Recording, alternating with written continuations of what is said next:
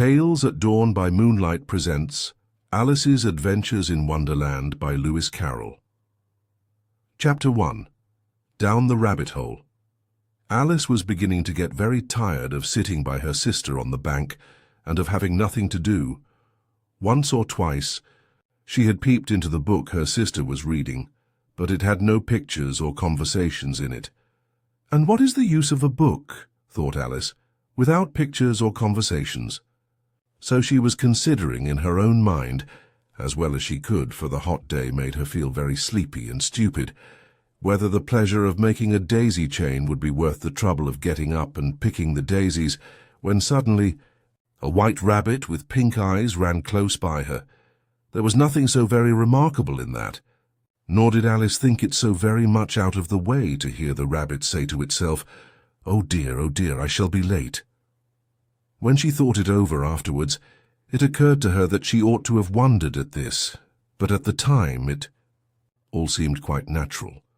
But when the rabbit actually took a watch out of its waistcoat pocket and looked at it and then hurried on, Alice started to her feet, for it flashed across her mind that she had never before seen a rabbit with either a waistcoat pocket or a watch to take out of it, and burning with curiosity, she ran across the field after it, and fortunately was just in time to see it pop down a large rabbit hole under the hedge.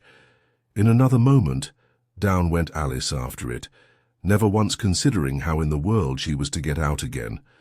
The rabbit hole went straight on like a tunnel for some way, and then dipped suddenly down, so suddenly that Alice had not a moment to think about stopping herself, before she found herself falling down a very deep well. Either the well was very deep, or she fell very slowly, for she had plenty of time as she went down to look about her and to wonder what was going to happen next. First she tried to look down and make out what she was coming to, but it was too dark to see anything. Then she looked at the sides of the well and noticed that they were filled with cupboards and bookshelves. Here and there she saw maps and pictures hung upon pegs. She took down a jar from one of the shelves as she passed. It was labelled orange marmalade, but to her great disappointment it was empty. She did not like to drop the jar for fear of killing somebody underneath, so managed to put it into one of the cupboards as she fell past it. Well, thought Alice to herself, after such a fall as this I shall think nothing of tumbling downstairs. How brave they'll all think me at home. Why, I wouldn't say anything about it even if I fell off the top of the house. Which was very likely. True, down, down, down. Would the fall never come to an end? I wonder how many miles I've fallen by this time, she said aloud. I must be getting somewhere near the center of the earth. Let me see. That would be 4,000 miles down, I think. For you see, Alice had learnt several things of this sort in her lessons in the schoolroom, and though this was not a very good opportunity for showing off her knowledge, as there was no one to listen to her, still it was good practice to say it over. Yes, that's about the right distance, but then I wonder what latitude or longitude I've got to. Alice had no idea what latitude was, or longitude either, but thought they were nice grand words to say. Presently she began again. I wonder if I shall fall right through the earth. How funny it'll seem to come out among the people that walk with their heads downward. The antipathies, I think. She was rather glad there was no one listening this time, as it didn't sound at all the right word. But I shall have to ask them what the name of the country is, you know. Please, Mum, is this New Zealand or Australia? And she tried to curtsy as she spoke. Fancy curtsying as you're falling through the air. Do you think you could manage it? And what an ignorant little girl she'll think me for. Asking. No, it'll never do to ask. Perhaps I shall see it written up somewhere. Down, down, down. There was nothing else to do, so Alice soon began talking again. Dinah'll miss me very much tonight, I should think. Dinah was the cat. I hope they'll remember her saucer of milk at tea time. Dinah, my dear, I wish you were down here with me. There are no mice in the air, I'm afraid, but you might catch a bat, and that's very like a mouse, you know. But do cats eat bats, I wonder? And here Alice began to get rather sleepy. and went on saying to herself in a dreamy sort of way, "Do cats eat bats? Do cats eat bats?" And sometimes, "Do bats eat cats?" For you see, as she couldn't answer either question, it didn't much matter which way she put it. She felt that she was dozing off, and had just begun to dream that she was walking hand in hand with Dinah, and saying to her very earnestly, "Now, Dinah, tell me the truth. Did you ever eat a bat?" When suddenly, thump, thump, down she came, upon a heap of sticks and dry leaves, and the fall was over. Alice was not a bit hurt, and she jumped up onto her feet in a moment. She looked up, but it was all dark overhead. Before her was another long passage, and the white rabbit was still in sight, hurrying down it. There was not a moment to be lost.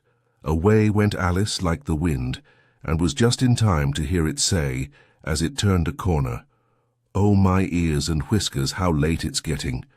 She was close behind it when she turned the corner, but the rabbit was no longer to be seen. She found herself in a long, low hall, which was lit up by a row of lamps hanging from the roof. There were doors all round the hall, but they were all locked, and when Alice had been all the way down one side and up the other, trying every door, she walked sadly down the middle, wondering how she was ever to get out again. Suddenly she came upon a little three-legged table, all made of solid glass. There was nothing on it except a tiny golden key, and Alice's first thought was that it might belong to one of the doors of the hall. But, alas, either the locks were too large, or the key was too small, but at any rate it would not open any of them. However, on the second time round she came upon a low curtain she had not noticed before, and behind it was a little door about 15 inches high. She tried the little golden key in the lock, and to her great delight it fitted. Alice opened the door and found that it led into a small passage, not much larger than a rat-hole. She knelt down and looked along the passage into the loveliest garden you ever saw. How she longed to get out of that dark hall and wander about, among those beds of bright flowers and those cool fountains, but she could not even get her head through the doorway. "And even if my head would go through," thought poor Alice, "it would be of very little use without my shoulders. Oh, how I wish I could shut up like a telescope. I think I could if I only knew how to begin." For you see, so many out-of-the-way things had happened lately, that Alice had begun to think that very few things indeed were really impossible. There seemed to be no use in waiting by the little door, so she went back to the table, half hoping she might find another key on it, or at any rate a book of rules for shutting people up like telescopes. This time she found a little bottle on it, which certainly was not here before, said Alice, and round the neck of the bottle was a paper label with the words, "Drink me," beautifully printed on it in large letters. It was all very well to say, "Drink me," but the wise little Alice was not going to do that in a hurry. "No, I'll look first," she said, "and see whether it's marked poison or not," for she had read several nice little histories about children who had got burnt and eaten up by wild beasts and other unpleasant things, all because they would not remember the simple rules their friends had taught them, such as that a red-hot poker will burn you if you hold it too long, and that if you cut your finger very deeply with a knife, it usually bleeds. And she had never forgotten that if you drink much from a bottle marked poison, it is almost certain to disagree with you sooner or later. However, this bottle was not marked poison, so Alice ventured to taste it, and finding it very nice, it had in fact a sort of mixed flavour of cherry tart, custard, pineapple, roast turkey, toffee, and hot buttered toast. She very soon finished it off. "What a curious feeling," said Alice. "I must be shutting up like a telescope." And so it was indeed. She was now only 10 inches high, and her face brightened up at the thought that she was now the right size for going through the little door into that lovely garden. First, however, she waited for a few minutes to see if she was going to shrink any further. She felt a little nervous about this. "For it might end, you know," said Alice to herself, "in my going out altogether, like a candle. I wonder what I should be like then." and she tried to fancy what the flame of a candle is like after the candle is blown out, for she could not remember ever having seen such a thing. After a while, finding that nothing more happened, she decided on going into the garden at once. But alas for poor Alice! When she got to the door, she found she had forgotten the little golden key, and when she went back to the table for it, she found she could not possibly reach it. She could see it quite plainly through the glass, and she tried her best to climb up one of the legs of the table, but it was too slippery, and when she had tired herself out with trying, the poor little thing sat down and cried. "Come, there's no use in crying like that," said Alice to herself rather sharply. "I advise you to leave off this minute." She generally gave herself very good advice, though she very seldom followed it, and sometimes she scolded herself so severely as to bring tears into her eyes. And once she remembered trying to box her own ears for having cheated herself in a game of croquet she was playing against herself, for this curious child was very fond of pretending to be two people. "But it's no use now," thought poor Alice, "to pretend to be two people. Why, there's hardly enough of me left to make one respectable person." Soon her eye fell on a little glass box that was lying under the table.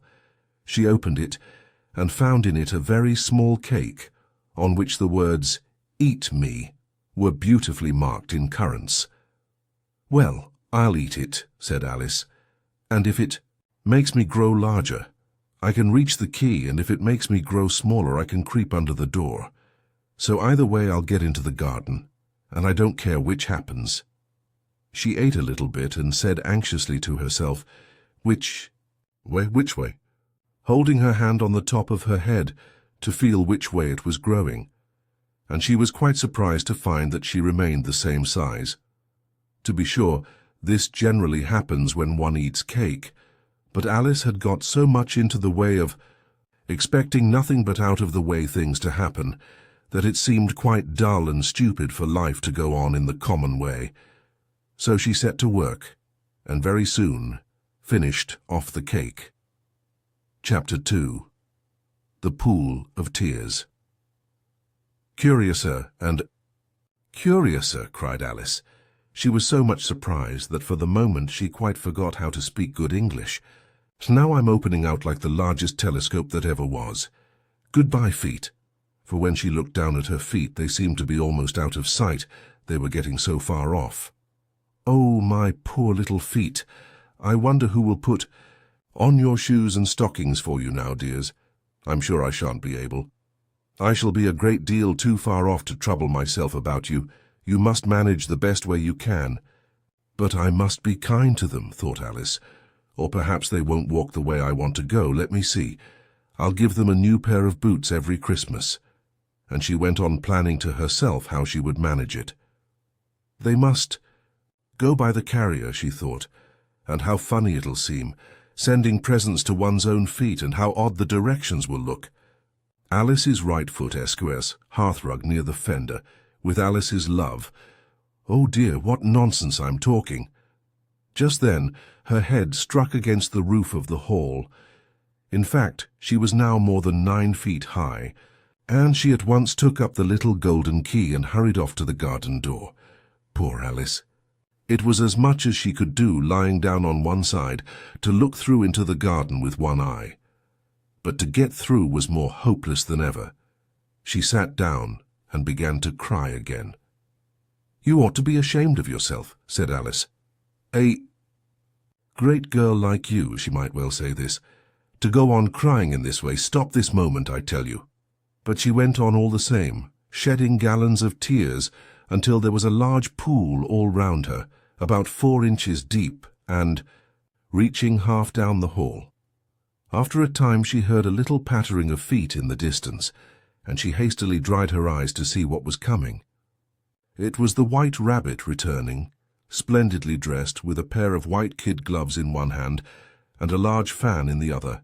He came trotting along in a great hurry, muttering to himself as he came, "Oh, the Duchess, the Duchess! Oh, won't she be savage if I've kept her waiting?" Alice felt so desperate that she was ready to ask help of anyone, So when the rabbit came near her, she began in a low, timid voice, "If you please, sir." The rabbit started violently, dropped the white kid gloves and the fan, and scurried away into the darkness as hard as he could go. Alice took up the fan and gloves, and as the hall was very hot, she kept fanning herself all the time she went on talking. "Dear, dear, how queer everything is today. And yesterday things went on just as usual. I wonder if I've been changed. In the night. Let me think. Was I the same when I got up this morning? I almost think I can remember feeling a little different. But if I'm not the same, the next question is, who in the world am I? Ah, that's the great puzzle." And she began thinking over all the children she knew that were of the same age as herself, to see if she could have been changed for any of them. "I'm sure I'm not Ada," she said, "for her hair goes in such long ringlets and mine doesn't go in ringlets at all, and I'm sure I can't be Mabel, for I know all sorts of things, and she knows such a very little. Besides, she's she and I'm I, and oh dear, how puzzling it all is. I'll try if I know all the things I used to know. Let me see. 4 times 5 is 12, and 4 times 6 is 13. And 4 times 7 is, oh dear, I shall never get to 20 at that rate. However, the multiplication table doesn't signify. Let's try geography. London is the capital of Paris, and Paris is the capital of Rome, and Rome, no, that's all wrong, I'm certain. I must have been changed for Mabel. I'll try and say, how did the little—" and she crossed her hands on her lap as if she were saying lessons, and began to repeat it. But her voice sounded hoarse and strange, and the words did not come the same as they used to do. "How doth the little crocodile improve his shining tail, and pour the waters of the Nile on every golden scale? How cheerfully he seems to grin, how neatly spread his claws, and welcome little fishes in with gently smiling jaws." "I'm sure those are not the right words," said poor Alice, and her eyes filled with tears again as she went on. "I must be Mabel after all, and I shall have to go and live in that poky little house, and have next to no toys to play with, and ever so many lessons to learn. No, I've made up my mind about it. If I'm Mabel, I'll stay down here. It'll be no use their putting their heads down and saying, 'Come up again, dear.' I shall only look up and say, 'Who am I?'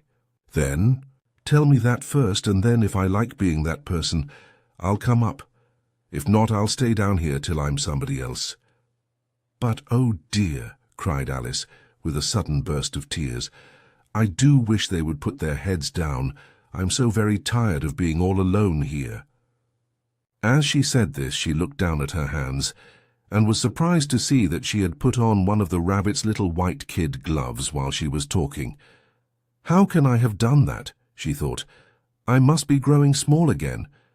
She got up and went to the table to measure herself by it, and found that, as nearly as she could guess, she was now about 2 feet high, and was going on shrinking rapidly. She soon found out that the cause of this was the fan she was holding, and she dropped it hastily, just in time to avoid shrinking away altogether. "That was a narrow escape," said Alice, a good deal frightened at the sudden change, but very glad to find herself still in existence. "And now for the garden," and she ran with all speed back to the little door. But, alas, the little door was shut again, and the little golden key was lying on the glass table as before. "And things are worse than ever," thought the poor child, "for I never was so small as this before, never. And I declare it's too bad that it is." As she said these words, her foot slipped, and in another moment, splash, she was up to her chin in salt water. Her first idea was that she had somehow fallen into the sea. "And in that case I can go back by railway," she said to herself. Alice had been to the seaside once in her life, and had come to the general conclusion that wherever you go to on the English coast, you find a number of bathing machines in the sea, some children digging in the sand with wooden spades, then a row of lodging-houses, and behind them a railway station. However, she soon made out that she was in the pool of tears which she had wept when she was 9 feet high. "I wish I hadn't cried so much." said Alice as she swam about trying to find her way out. "I shall be punished for it now, I suppose, by being drowned in my own tears. That will be a queer thing, to be sure. However, everything is queer today." Just then she heard something splashing about in the pool a little way off, and she swam nearer to make out what it was. At first she thought it must be a walrus or hippopotamus, but then she remembered how small she was now, and she soon made out that it was only a mouse that had slipped in like herself. Would it be of any use now, thought Alice, to speak to this mouse? Everything is so out of the way down here that I should think very likely it can talk. At any rate, there's no harm in trying. So she began, "Oh, mouse, do you know the way out of this pool? I am very tired of swimming about here, oh mouse." Alice thought this must be the right way of speaking to a mouse. She had never done such a thing before, but she remembered having seen in her brother's Latin grammar, "A mouse of a mouse, to a mouse, oh mouse." The mouse looked at her rather inquisitively, and seemed to her to wink with one of its little eyes, but it said nothing. "Perhaps it doesn't understand English," thought Alice. "I dare say it's a French mouse. Come over with William." The conqueror. For with all her knowledge of history, Alice had no very clear notion how long ago anything had happened. So she began again, "Où est ma chatte?" which was the first sentence in her French lesson book. The mouse gave a sudden leap out of the water and seemed to quiver all over with fright. "Oh, I beg your pardon," cried Alice hastily, afraid that she had hurt the poor animal's feelings. "I quite forgot you didn't like cats." "Not like cats," cried the mouse in a shrill, passionate voice. "Would you like cats if you were me?" "Well, perhaps not," said Alice in a soothing tone. "Don't be angry about it. And yet I wish I could show you our cat Dinah. I think you'd take a fancy to cats if you could only see her. She is such a dear, quiet thing," Alice went on, half to herself as she swam lazily about in the pool, "and she sits purring so nicely by the fire, licking her paws and washing her face, and she is such a nice, soft thing to nurse. And she's such a capital one for catching mice." "Oh, I beg your pardon," cried Alice again, for this time the mouse was bristling all over, and she felt certain it must be really offended. "We won't talk about her any more if you'd rather not. We—" "Indeed," cried the mouse, who was trembling down to the end of his tail. "As if I would talk on such a subject. Our family always hated cats, nasty, low, vulgar things. Don't let me hear the name again." "I won't indeed," said Alice in a great hurry to change the subject of conversation. Are you fond of dogs?" The mouse did not answer, so Alice went on eagerly. "There is such a nice little dog near our house I should like to show you. A little bright-eyed terrier, you know, with such long curly brown hair. And it'll fetch things when you throw them. And it'll sit up and beg for its dinner and all sorts of things. I can't remember half of them, and it belongs to a farmer, you know, and he says it's so useful it's worth £100. He says it kills all the rats and—" "Oh dear," cried Alice in a sorrowful tone, "I'm afraid I've offended it again." For the mouse was swimming away from her as hard as it could go, and making quite a commotion in the pool as it went. So she called softly after it, "Mouse dear, do come back again, and we won't talk about cats or dogs either, if you don't like them." When the mouse heard this, it turned round and swam slowly back to her. Its face was quite pale, with passion, Alice thought, and it said in a low, trembling voice, "Let us get to the shore, and then I'll tell you my history, and you'll understand why it is I hate cats and dogs." It was high time to go, for the pool was getting quite crowded with the birds and animals that had fallen into it. There were a duck and a dodo, a lorry and an eaglet, and several other curious creatures. Alice led the way, and the whole party swam to the shore. Chapter 3. A Caucus Race and a Long Tail. They were indeed a queer-looking party that assembled on the bank, the birds with draggled feathers, the animals with their fur, clinging close to them, and all dripping wet, cross, and uncomfortable. The first question, of course, was, how to get dry again. They had a consultation about this, and after a few minutes it seemed quite natural to Alice to find herself talking familiarly with them, as if she had known them all her life. Indeed, she had quite a long argument with the Lorry, who at last turned sulky, and would only say, "I am older than you and must know better." And this Alice would not allow without knowing how old it was, and as the Lorry positively refused to tell its age, there was no more to be said. At last the Mouse, who seemed to be a person of authority among them, called out, "Sit down, all of you, and listen to me. I'll soon make you dry enough." They all sat down at once, in a large ring, with the Mouse in the middle. Alice kept her eyes anxiously fixed on it, for she felt sure she would catch a bad cold if she did not get dry very soon. "Ahem," said the Mouse with an important air. "Are you all ready? This is the driest thing I know. Silence all round. If you please." William the Conqueror, whose cause was favoured by the Pope, was soon submitted to by the English, who wanted leaders and had been of late much accustomed to usurpation and conquest. Edwin and Morcar, the Earls of Mercia and Northumbria. "Ugh," said the Lorry with a shiver. "I beg your pardon," said the Mouse, frowning but very politely. "Did you speak?" "Not I," said the Lorry hastily. "I thought you did," said the Mouse. "I proceed. Edwin and Morcar, the Earls of Mercia and Northumbria, declared for him, and even Stigand, the patriotic Archbishop of Canterbury, found it advisable." "Found what?" said the Duck. "Found it," the Mouse replied rather crossly. "Of course you know what it means." "I know what it means well enough when I find a thing," said the Duck. "It's generally a frog or a worm. The question is, what did the Archbishop find?" The Mouse did not notice this question, but hurriedly went on. "Found it advisable to go with Edgar Atheling to meet William and offer him the crown." William's conduct at first was moderate, but the insolence of his Normans— "How are you getting on now, my dear?" it continued, turning to Alice as it spoke. "As wet as ever," said Alice in a melancholy tone. "It doesn't seem to dry me at all." "In that case," said the Dodo solemnly, rising to its feet, "I move that the meeting adjourn for the immediate adoption of more energetic remedies." "Speak English," said the Eaglet. "I don't know the meaning of half those long words, and what's more, I don't believe you do either."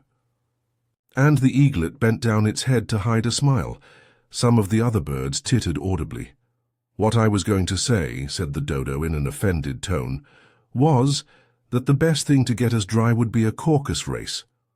"What is a caucus race?" said Alice.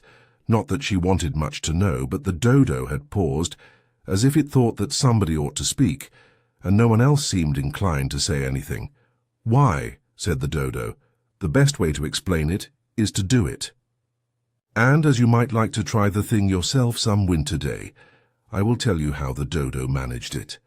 First it marked out a race course in a sort of circle. The exact shape doesn't matter, it said, and then all the party were placed along the course, here and there. There was no 1, 2, 3 and away, but they began running when they liked and left off when they liked, so that it was not easy to know when the race was over. However, when they had been running half an hour or so, and were quite dry again, the Dodo suddenly called out, "The race is over," and they all crowded round it, panting and asking, "But who has won?" This question the Dodo could not answer without a great deal of thought, and it sat for a long time with one finger pressed upon its forehead, the position in which you usually see Shakespeare in the pictures of him, while the rest waited in silence. At last the Dodo said, "Everybody has won, and all must have prizes. But who is to give the prizes?" Quite a chorus of voices asked. "Why, she, of course," said the Dodo, pointing to Alice with one finger, and the whole party at once crowded round her, calling out in a confused way, "Prizes, prizes!" Alice had no idea what to do, and in despair she put her hand in her pocket and pulled out a box of comfits. Luckily the salt water had not got into it, and handed them round as prizes. There was exactly one apiece, all round. But she must "Have a prize herself, you know," said the mouse. "Of course," the dodo replied very gravely. "What else have you got in your pocket?" he went on, turning to Alice. "Only a thimble," said Alice sadly. "Hand it over here," said the dodo. Then they all crowded round her once more, while the dodo solemnly presented the thimble, saying, "We beg your acceptance of this elegant thimble." And when it had finished this short speech, they all cheered. Alice thought the whole thing very absurd, but they all looked so grave that she did not dare to laugh, and, as she could not think of anything to say, she simply bowed and took the thimble, looking as solemn as she could. The next thing was to eat the comfits. This caused some noise and confusion, as the large birds complained that they could not taste theirs, and the small ones choked and had to be patted on the back. However, it was over at last, and they sat down again in a ring and begged the mouse to tell them something more. "You promised to tell me your history, you know," said Alice, "and why it is you hate C and D," she added in a whisper, half afraid that it would be offended again. "Mine is a long and a sad tale," said the mouse, turning to Alice, and sighing. "It is a long tale, certainly," said Alice, looking down with wonder at the mouse's tail. "But why do you call it sad?" And she kept on puzzling about it while the mouse was speaking, so that her idea of the tale was something like this. Fury said to a mouse that he met in the house, "Let us both go to law, I will prosecute you. Come, I'll take no denial, we must have a trial. For really this morning I've nothing to do," said the mouse. "To the cur, such a trial, dear sir, with no jury or judge would be wasting our breath. I'll be judge, I'll be jury," said cunning old Fury. "I'll try the whole cause and condemn you to death."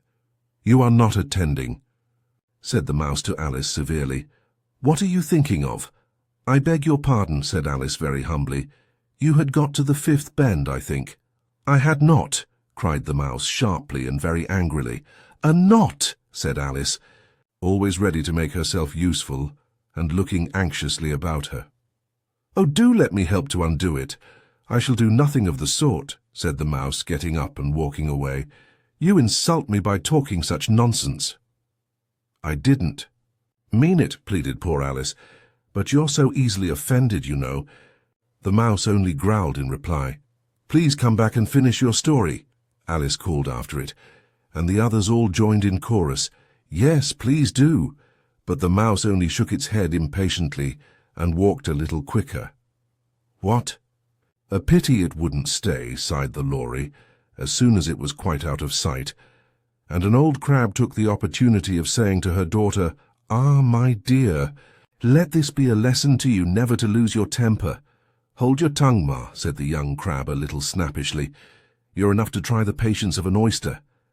"I wish I had our Dinah here. I know I do," said Alice, aloud, addressing nobody in particular. "She'd soon fetch it back." "And who is Dinah, if I might venture to ask the question?" said the lory. Alice replied eagerly, for she was always ready to talk about her pet. "Dinah's our cat, and she's such a capital one for catching mice you can't think. And oh, I wish you could see her after the birds. Why, she'll eat a little bird as soon as look at it." This speech caused a remarkable sensation among the party. Some of the birds hurried off at once. One old magpie began wrapping itself up very carefully, remarking, "I really must be getting home. The night air doesn't suit my throat." And a canary called out in a trembling voice to its children, "Come away, my dears. It's high time you were all in bed." On various pretexts they all moved off, and Alice was soon left alone. "Wish I hadn't mentioned Dinah," she said to herself in a melancholy tone. "Nobody seems to like her down here, and I'm sure she's the best cat in the world. Oh, my dear Dinah, I wonder if I shall ever see you any more." And here poor Alice began to cry again, for she felt very lonely and low-spirited. In a little while, however, she again heard a little pattering of footsteps in the distance, and she looked up eagerly, half hoping that the mouse had changed his mind, and was coming back to finish his story. Chapter 4. The Rabbit Sends in a Little Bill. It was the White Rabbit, trotting slowly back again and looking anxiously about as it went, as if it had lost something, and she heard it muttering to itself, the Duchess, oh my dear paws, oh my fur and whiskers, she'll get me executed, as sure as ferrets are ferrets. Where can I have dropped them, I wonder?" Alice guessed in a moment that it was looking for the fan and the pair of white kid gloves, and she very good-naturedly began hunting about for them, but they were nowhere to be seen. Everything seemed to have changed since her swim in the pool, and the great hall with the glass table and the little door had vanished completely. Very soon the rabbit noticed Alice as she went hunting about, and called out to her in an angry tone, "Why, Mary Ann, what are you doing out here? Run home this moment, and fetch me a pair of gloves and a fan. Quick, now!" And Alice was so much frightened that she ran off at once in the direction it pointed to, without trying to explain the mistake it had made. "He took me for his housemaid," she said to herself as she ran. "How surprised he'll be when he finds out who I am. But I'd better take him his fan and gloves, that is, if I can find them." As she said this, she came upon a neat little house, on the door of which was a bright brass plate with the E, name W. Rabbit, engraved upon it. She went in without knocking, and hurried upstairs in great fear lest she should meet the real Mary Ann and be turned out of the house before she had found the fan and gloves. How queer it seems, Alice said to herself, to be going messages for a rabbit. I suppose Dinah'll be sending me on messages next. And she began fancying the sort of thing that would happen. "Miss Alice, come here directly and get ready for your walk." "Coming in a minute, nurse, but I've got to see that the mouse doesn't get out." "Only I don't think," Alice went on, "that they'd let Dinah stop in the house if it began ordering people about like that." By this time she had found her way into a tidy little room with a table in the window, and on it, as she had hoped, a fan and 2 or 3 pairs of tiny white kid gloves. She took up the fan and a pair of the gloves, and was just going to leave the room when her eye fell upon a little bottle that stood near the looking-glass. There was no label this time with the words "Drink me," but nevertheless she uncorked it and put it to her lips. "I know something interesting is sure to happen," she said to herself, "whenever I eat or drink anything. So I'll just see what this bottle does. I do hope it'll make me grow large again, for really I'm quite tired of being such a tiny little thing." It did so indeed, and much sooner than she had expected. Before she had drunk half the bottle, she found her head pressing against the ceiling, and had to stoop to save her neck from being broken. She hastily put down the bottle, saying to herself, "That's quite enough. I hope I shan't grow any more. As it is, I can't get out." At the door, "I do wish I hadn't drunk quite so much." Alas, it was too late to wish that. She went on growing, and very soon had to kneel down on the floor. In another minute there was not even room for this, and she tried the effect of lying down with one elbow against the door, and the other arm curled round her head. Still she went on growing, and as a last resource she put one arm out of the window and one foot up the chimney, and said to herself, "Now I can do no more, whatever happens. What will become of me?" Luckily for Alice, the little magic bottle had now had its full effect, and she grew no larger. Still, it was very uncomfortable, and as there seemed to be no sort of chance of her ever getting out of the room again, no wonder she felt unhappy. It was much pleasanter at home, thought poor Alice, when one wasn't always growing larger and smaller and being ordered about by mice and rabbits. I almost wish I hadn't gone down that rabbit hole. And yet, it's rather curious, you know, this sort of life. I do wonder what can have happened to me. When I used to read fairy tales, I fancied that kind of thing never happened, and now here I am in the middle of one. There ought to be a book written about me, that there ought. And when I grow up, I'll write one. But I'm grown up now, she added in a sorrowful tone. At least there's no room to grow up any more here. But then, thought Alice, shall I never get any older than I am now? That'll be a comfort one way, never to be an old woman, but then always to have lessons to learn, "Oh, I shouldn't like that." "Oh, you foolish Alice," she answered herself. "How can... You learn lessons in here. Why, there's hardly room for you, and no room at all for any lesson books." And so she went on, taking first one side and then the other, and making quite a conversation of it altogether. But after a few minutes she heard a voice outside, and stopped to listen. "Mary Ann, Mary Ann," said the voice. "Fetch me my..." Gloves this moment. Then came a little pattering of feet on the stairs. Alice knew it was the rabbit coming to look for her, and she trembled till she shook the house, quite forgetting that she was now about 1,000 times as large as the rabbit, and had no reason to be afraid of it. Presently the rabbit came up to the door and tried to open it. But as the door opened inwards and Alice's elbow was pressed hard against it, that attempt proved a failure. Alice heard it say to itself, "Then I'll go round and get in at the window." "That you won't," thought Alice, and after waiting till she fancied she heard the rabbit just under the window, she suddenly spread out her hand and made a snatch in the air.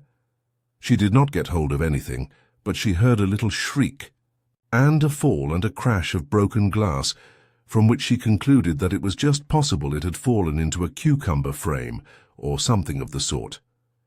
Next came an angry voice, the rabbit's. "Pat! Pat, where are you?" And then a voice she had never heard before. "Sure then I'm here digging for apples, your honour." "Digging for apples, indeed," said the rabbit angrily. "Here, come and help me out of this." Sounds of more. "Broken glass. Now tell me, Pat, what's that in the window?" "Sure, it's an arm, your honour." He pronounced it arum. "An arm, you goose. Who ever saw one that size? Why, it fills the whole window." "Sure it does, ye honour, but it's an arm for all that." "Well, it's got no business there at any rate. Go and take it away." There was a long silence after this, and Alice could only hear whispers now and then, such as, "Sure, I don't like it, your honour, at all, at all." "Do as I tell you, you coward." And at last she spread out her hand again and made another snatch in the air. This time there were 2 little shrieks and more sounds of broken glass. "What a number of cucumber frames there must be," thought Alice. "I wonder what they'll do next. As for pulling me out of the window, I only wish they could. I'm sure I don't want to stay in here any longer." She waited for some time without hearing anything more. At last came a rumbling of little cartwheels, and the sound of a good many voices all talking together. She made out the words, "Where's the other ladder? Why, I hadn't to bring. But one, Bill's got the other. Bill! Fetch it here, lad. Here, put 'em up at this corner. No, tie 'em together first. They don't reach half high enough yet. Oh! They'll do well enough. Don't be particular. Here, Bill, catch hold of this rope. Will the roof bear? Mind that loose slate. Oh, it's coming down, heads below." A loud crash. "Now, who did that?" "It was Bill, I fancy." "Who's to go down the chimney?" "Nay, I shan't. You do it." "That I won't, then. Bill's to go down. Here, Bill, the master says you're to go down the chimney." "Oh, so Bill's got to come down the chimney, has he?" said Alice to herself. "Shy, they seem to put everything upon Bill. I wouldn't be in Bill's place for a good deal. This fireplace is narrow, to be sure, but I think I can kick a little." She drew her foot as far down the chimney as she could, and waited till she heard a little animal, she couldn't guess of what sort it was, scratching and scrambling about in the chimney close above her. Then, saying to herself, "This is Bill," she gave one sharp kick and waited to see what would happen next. The first thing she heard was a general chorus of "There goes Bill." Then the rabbit's voice along, "Catch him, you by the hedge." Then silence, and then another confusion of voices. "Hold up his head. Brandy now. Don't choke him. How was it, old fellow? What happened to you? Tell us all about it." Last came a little feeble, squeaking voice. "That's Bill," thought Alice. "Well, I hardly know. No more, thank ye. I'm better now, but I'm a deal too flustered to tell you. All I know is, something comes at me like a jack-in-the-box, and up I goes like a skyrocket." "So you did, old fellow," said the others. "We must burn the house down," said the rabbit's voice, and Alice called out as loud as she could, "If you do, I'll set Dinah at you." There was a dead silence instantly, and Alice thought, to herself. "I wonder what they will do next. If they had any sense, they'd take the roof off." After a minute or two, they began moving about again, and Alice heard the rabbit say, "A barrowful will do, to begin with." A barrowful? Of what, thought Alice, but she had not long to doubt, for the next moment a shower of little pebbles came rattling in at the window, and some of them hit her in the face. "I'll put a stop to this," she said to herself, and shouted out, "You'd better not do that again," which produced another dead silence. Alice noticed with some surprise that the pebbles were all turning into little cakes as they lay on the floor, and a bright idea came into her head. "If I eat one of these cakes," she thought, "it's sure to make some change in my size, and as it can't possibly make me larger, it must make me smaller, I suppose." So she swallowed one of the cakes, and was delighted to find that she began shrinking directly. As soon as she was small enough to get through the door, she ran out of the house and found quite a crowd of little animals and birds waiting outside. The poor little lizard Bill was in the middle, being held up by 2 guinea pigs who were giving it something out of a bottle. They all made a rush at Alice the moment she appeared, but she ran off as hard as she could, and soon found herself safe in a thick wood. "The first thing I've got to do," said Alice to herself, as she wandered about in the wood, "is to grow to my right size again, and the second thing is to find my way into that lovely garden. I think that will be the best plan." It sounded an excellent plan, no doubt, and very neatly and simply arranged. The only difficulty was that she had not the smallest idea how to set about it, and while she was peering about anxiously among the trees, a little sharp bark just over her head made her look up in a great hurry. An enormous puppy was looking down at her with large round eyes, and feebly stretching out one paw, trying to touch her. "Poor little thing," said Alice in a coaxing tone, and she tried hard to whistle to it, but she was terribly frightened all the time at the thought that it might be hungry, in which case it would be very likely to eat her up, in spite of all her coaxing. Hardly knowing what she did, she picked up a little bit of stick and held it out to the puppy, whereupon the puppy jumped into the air off all its feet at once with a yelp of delight and rushed at the stick and made believe to worry it.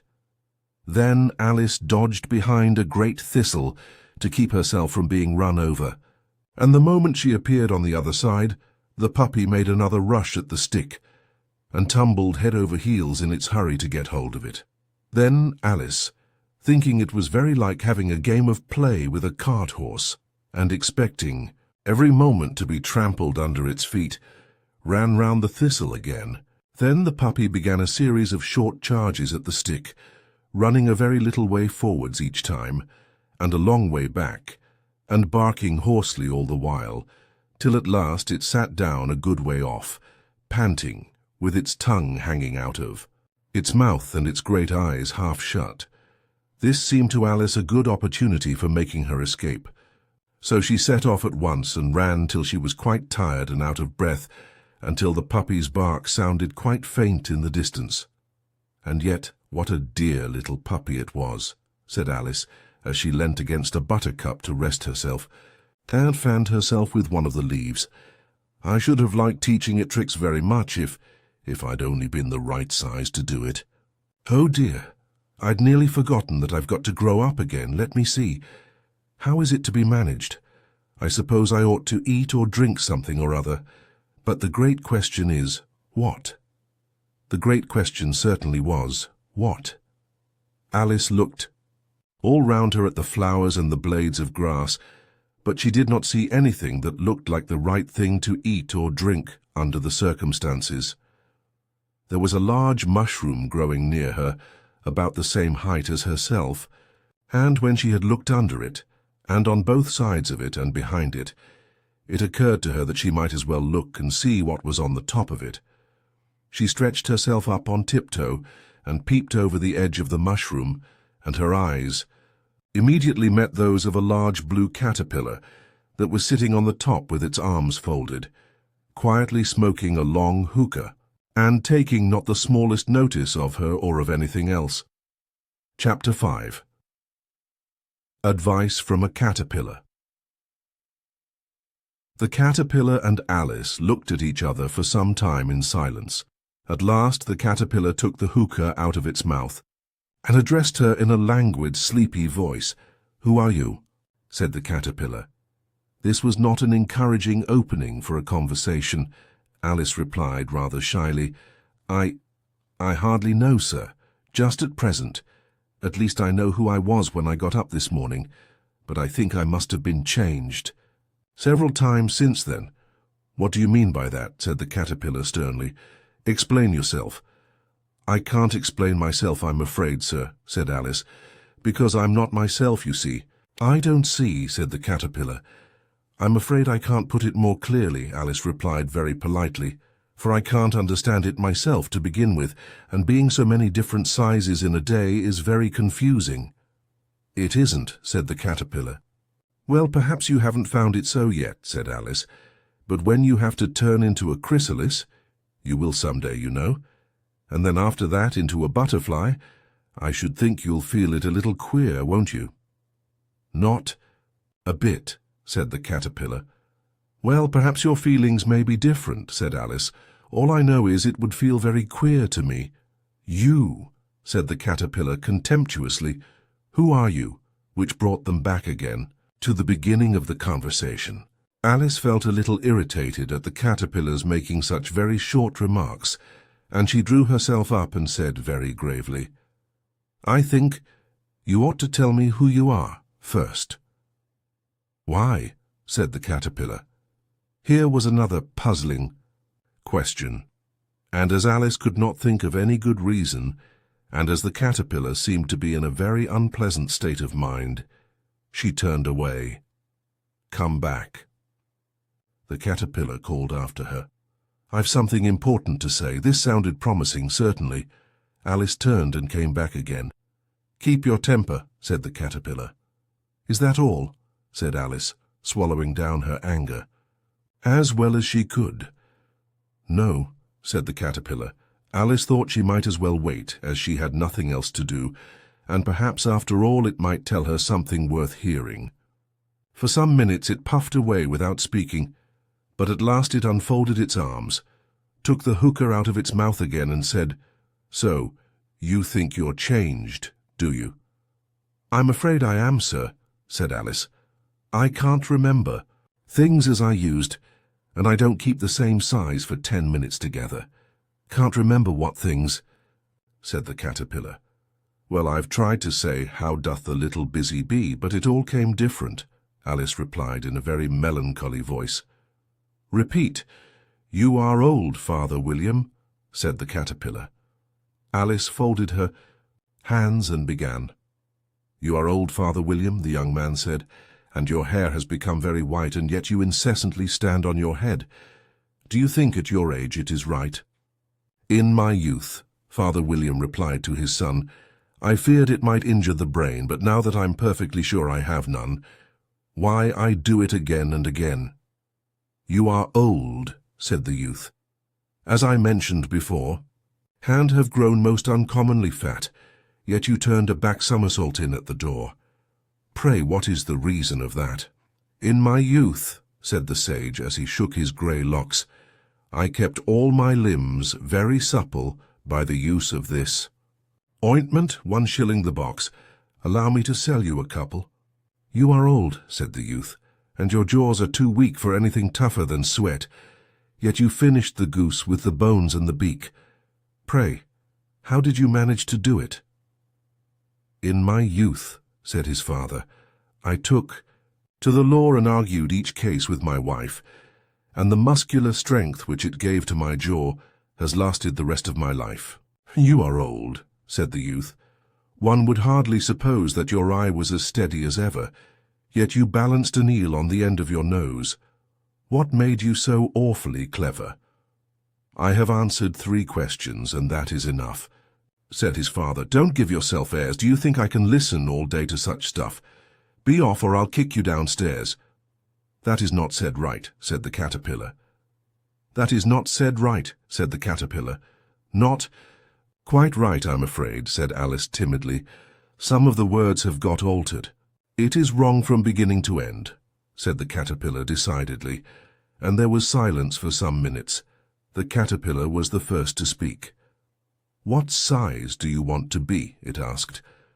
"Oh, I'm not particular as to size," Alice hastily replied. "Only one doesn't like changing so often, you know." "I don't know," said the caterpillar. Alice said nothing. She had never been so much contradicted in her life before, and she felt that she was losing her temper. "Are you content now?" said the caterpillar. "Well, I should like to be a little larger, sir, if you wouldn't mind," said Alice. 3 inches is such a wretched height to be." "It is a very good height indeed," said the caterpillar angrily, rearing itself. Upright as it spoke, it was exactly 3 inches high. "But I'm not used to it," pleaded poor Alice in a piteous tone, and she thought of herself, "I wish the creatures wouldn't be so easily offended." "You'll get used to it in time," said the caterpillar, and it put the hookah into its mouth and began smoking. Again. This time Alice waited patiently until it chose to speak again. In a minute or two the caterpillar took the hookah out of its mouth and yawned once or twice, and shook itself. Then it got down off the mushroom and crawled away in the grass, merely remarking as it went, "One side will make you grow taller, and the other side will make you grow shorter." One side of what? The other side of what? Thought Alice to herself. "Of the mushroom," said the caterpillar, just as if she had asked it aloud, and in another moment it was out of sight. Alice remained looking thoughtfully at the mushroom for a minute, trying to make out which were the 2 sides of it, and, as it was perfectly round, she found this a very difficult question. However, at last she stretched her arms round it as far as they would go, and broke off a bit of the edge with each hand. "And now which is which?" she said to herself, and nibbled a little of the right-hand bit to try the effect. The next moment she felt a violent blow underneath her chin. It had struck her foot. She was a good deal frightened by this very sudden change, but she felt that there was no time to be lost, as she was shrinking rapidly. So she set to work at once to eat some of the other bit. Her chin was pressed so closely against her foot that there was hardly room to open her mouth.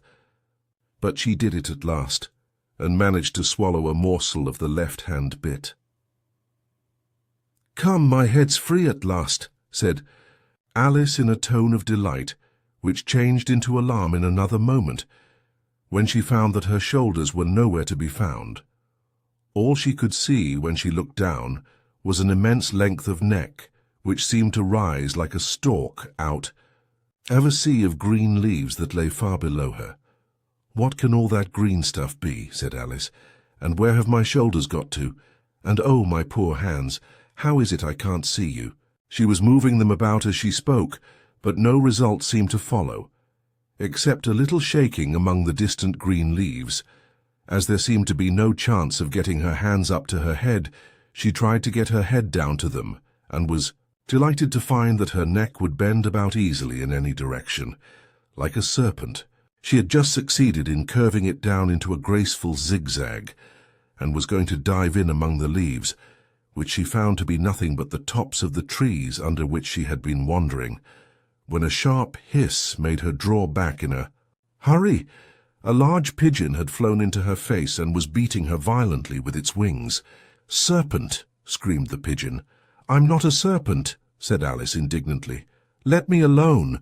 "Serpent, I say again," repeated the pigeon, but in a more subdued tone, and added with a kind of sob, "I've tried every way and nothing seems to suit them."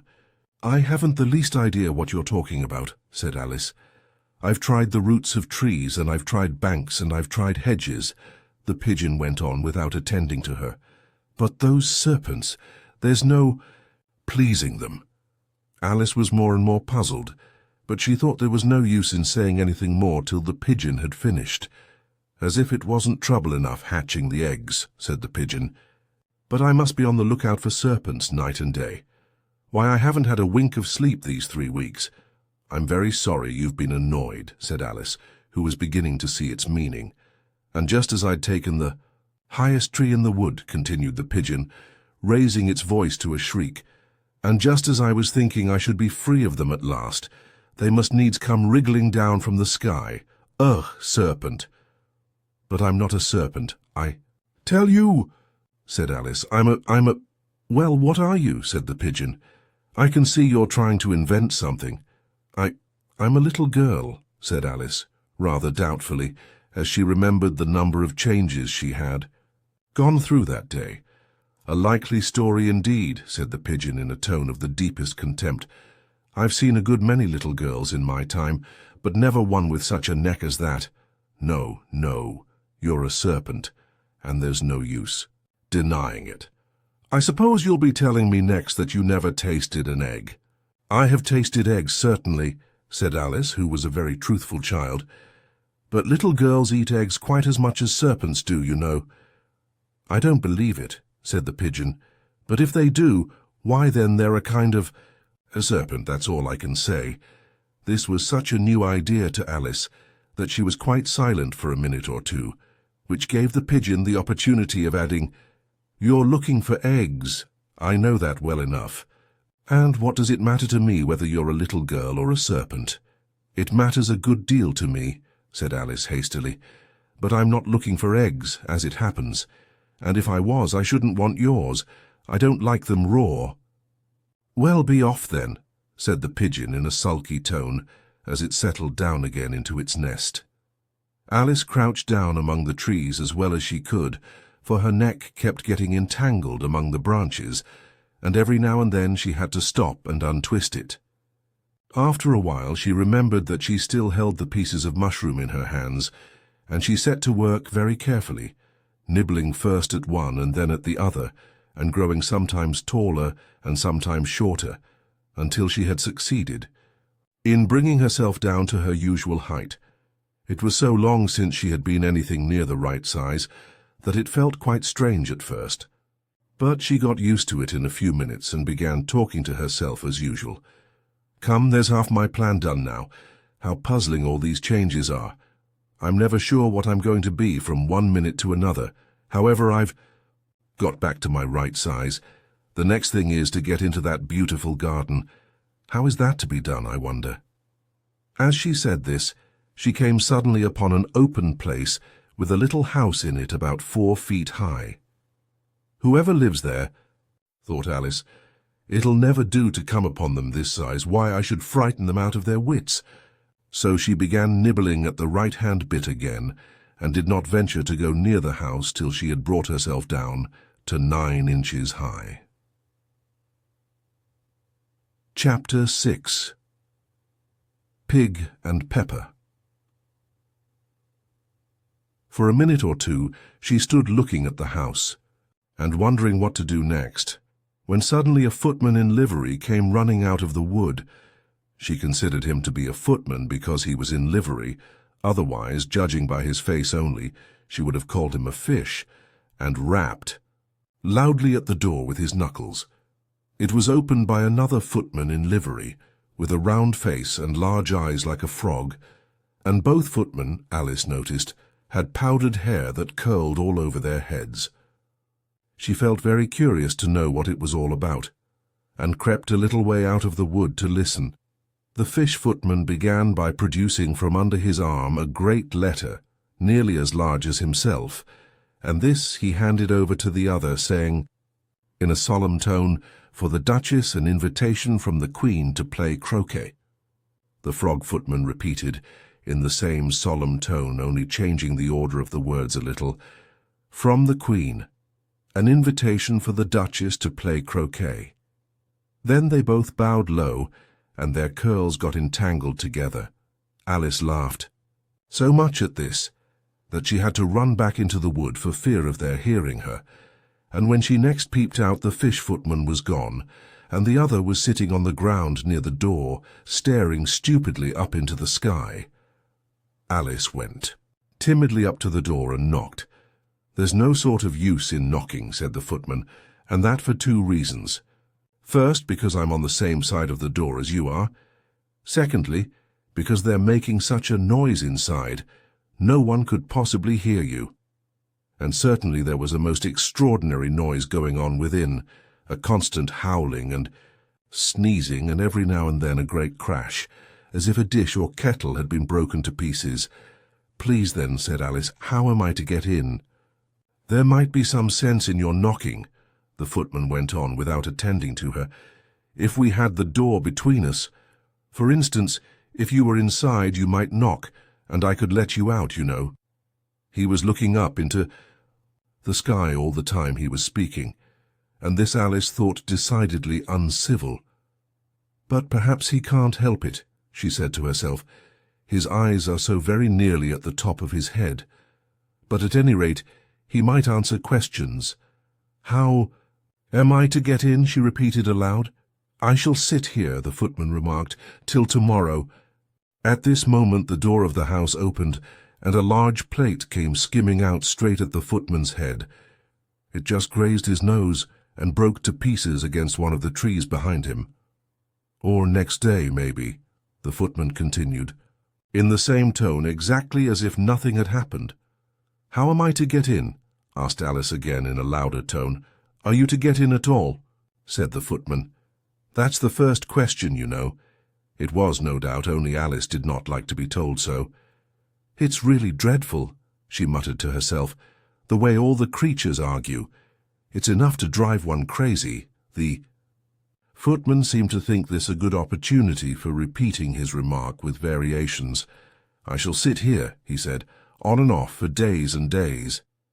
But what am I to do? Said Alice. Anything you like, said the footman, and began whistling. Oh, there's no use in talking to him, said Alice desperately. He's perfectly idiotic. And she opened the door and went in. The door led right into a large kitchen, which was full of smoke from one end to the other. The Duchess was sitting on a three-legged stool in the middle, nursing a baby. The cook was leaning over the fire, stirring a large cauldron which seemed to be full of soup. There's certainly too much pepper in that soup, Alice said to herself, as well as she could for sneezing. There was certainly too much of it in the air. Even the Duchess sneezed, occasionally, and as for the baby, it was sneezing and howling alternately without a moment's pause. The only things in the kitchen that did not sneeze were the cook, and a large cat which was sitting on the hearth and grinning from ear to ear. Please would you tell me, said Alice, a little timidly, for she was not quite sure whether it was good manners for her to speak first, why your cat grins like that. It's a Cheshire Cat, said the Duchess, and that's why. Pig! She said the last word with such sudden violence that Alice quite jumped. But she saw in another moment that it was addressed to the baby and not to her, so she took courage and went on again. I didn't know that Cheshire Cats always grinned. In fact, I didn't know that cats could grin. They all can, said the Duchess, and most of 'em do. I don't know of any that do, Alice said very politely, feeling quite pleased to have got into a conversation. You don't know much, said the Duchess, and that's a fact. Alice did not at all like the tone of this remark, and thought it would be as well to introduce some other subject of conversation. While she was trying to fix on one, the cook took the cauldron of soup off the fire, and at once set to work throwing everything within her reach at the Duchess and the baby. The fire-irons came first. Then followed a shower of saucepans, plates, and dishes. The Duchess took no notice of them even when they hit her, and the baby was howling so much already that it was quite impossible to say whether the blows hurt it or not. Oh, please mind. What you're doing, cried Alice, jumping up and down in an agony of terror. Oh, there goes his precious nose. As an unusually large saucepan flew close by it and very nearly carried it off. If everybody minded their own business, the Duchess said in a hoarse growl, the world would go round a deal faster than it does. Which would not be an advantage, said Alice, who felt very glad to get an opportunity of showing off a little of her knowledge. Just think of what work it would make with the day and night.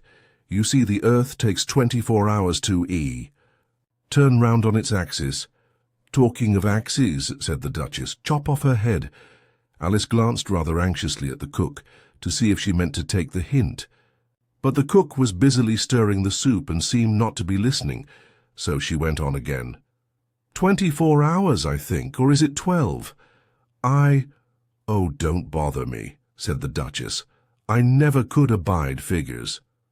And with how that she began nursing her child again, singing a sort of lullaby to it as she did so, and giving it a violent shake at the end of every line. "Speak roughly to your little boy, and beat him when he sneezes. He only does it to annoy, because he knows it teases." To a chorus in which the cook and the baby joined, "Wow, wow, wow." While the Duchess sang the second verse of the song, she kept tossing the baby violently up and down, and the poor little thing howled so that Alice could hardly hear the words.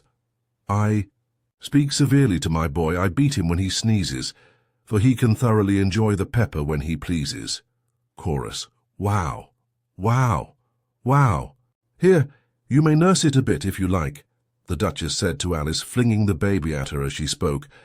"I must go and get ready to play croquet with the Queen," and she hurried out of the room. The cook threw a frying pan after her as she went out, but it just missed her. Alice caught the baby with some difficulty, as it was a queer-shaped little creature, and held out its arms and legs in all directions. "Just like a starfish," thought Alice. The poor little thing was snorting like a steam engine when she caught it, and kept doubling itself up and straightening itself out again, so that altogether, for the first minute or two, it was as much as she could do to hold it. As soon as she had made out the proper way of nursing it, which was to twist it up into a sort of knot, and then keep tight hold of its right ear and left foot so as to prevent its undoing itself, she carried it out into the open air. "If I don't take this child away with me," thought Alice, "they're sure to kill it. In a day or two, wouldn't it be murder to leave it behind?" She said the last words out loud, and the little thing grunted in reply. It had left off sneezing by this time. "Don't grunt," said Alice. "That's not at all a proper way of expressing yourself." The baby grunted again, and Alice looked very anxiously into its face to see what was the matter with it. There could be no doubt that it had a very turn-up nose, much more like a snout than a real nose. Also, its eyes were getting extremely small for a baby. Altogether, Alice did not like the look of the thing at all. But perhaps it was only sobbing, she thought, and looked into its eyes again to see if there were any tears. No, there were no tears. "If you're going to turn into a pig, my dear," said Alice seriously, "I'll have nothing more to do with you. Mind now."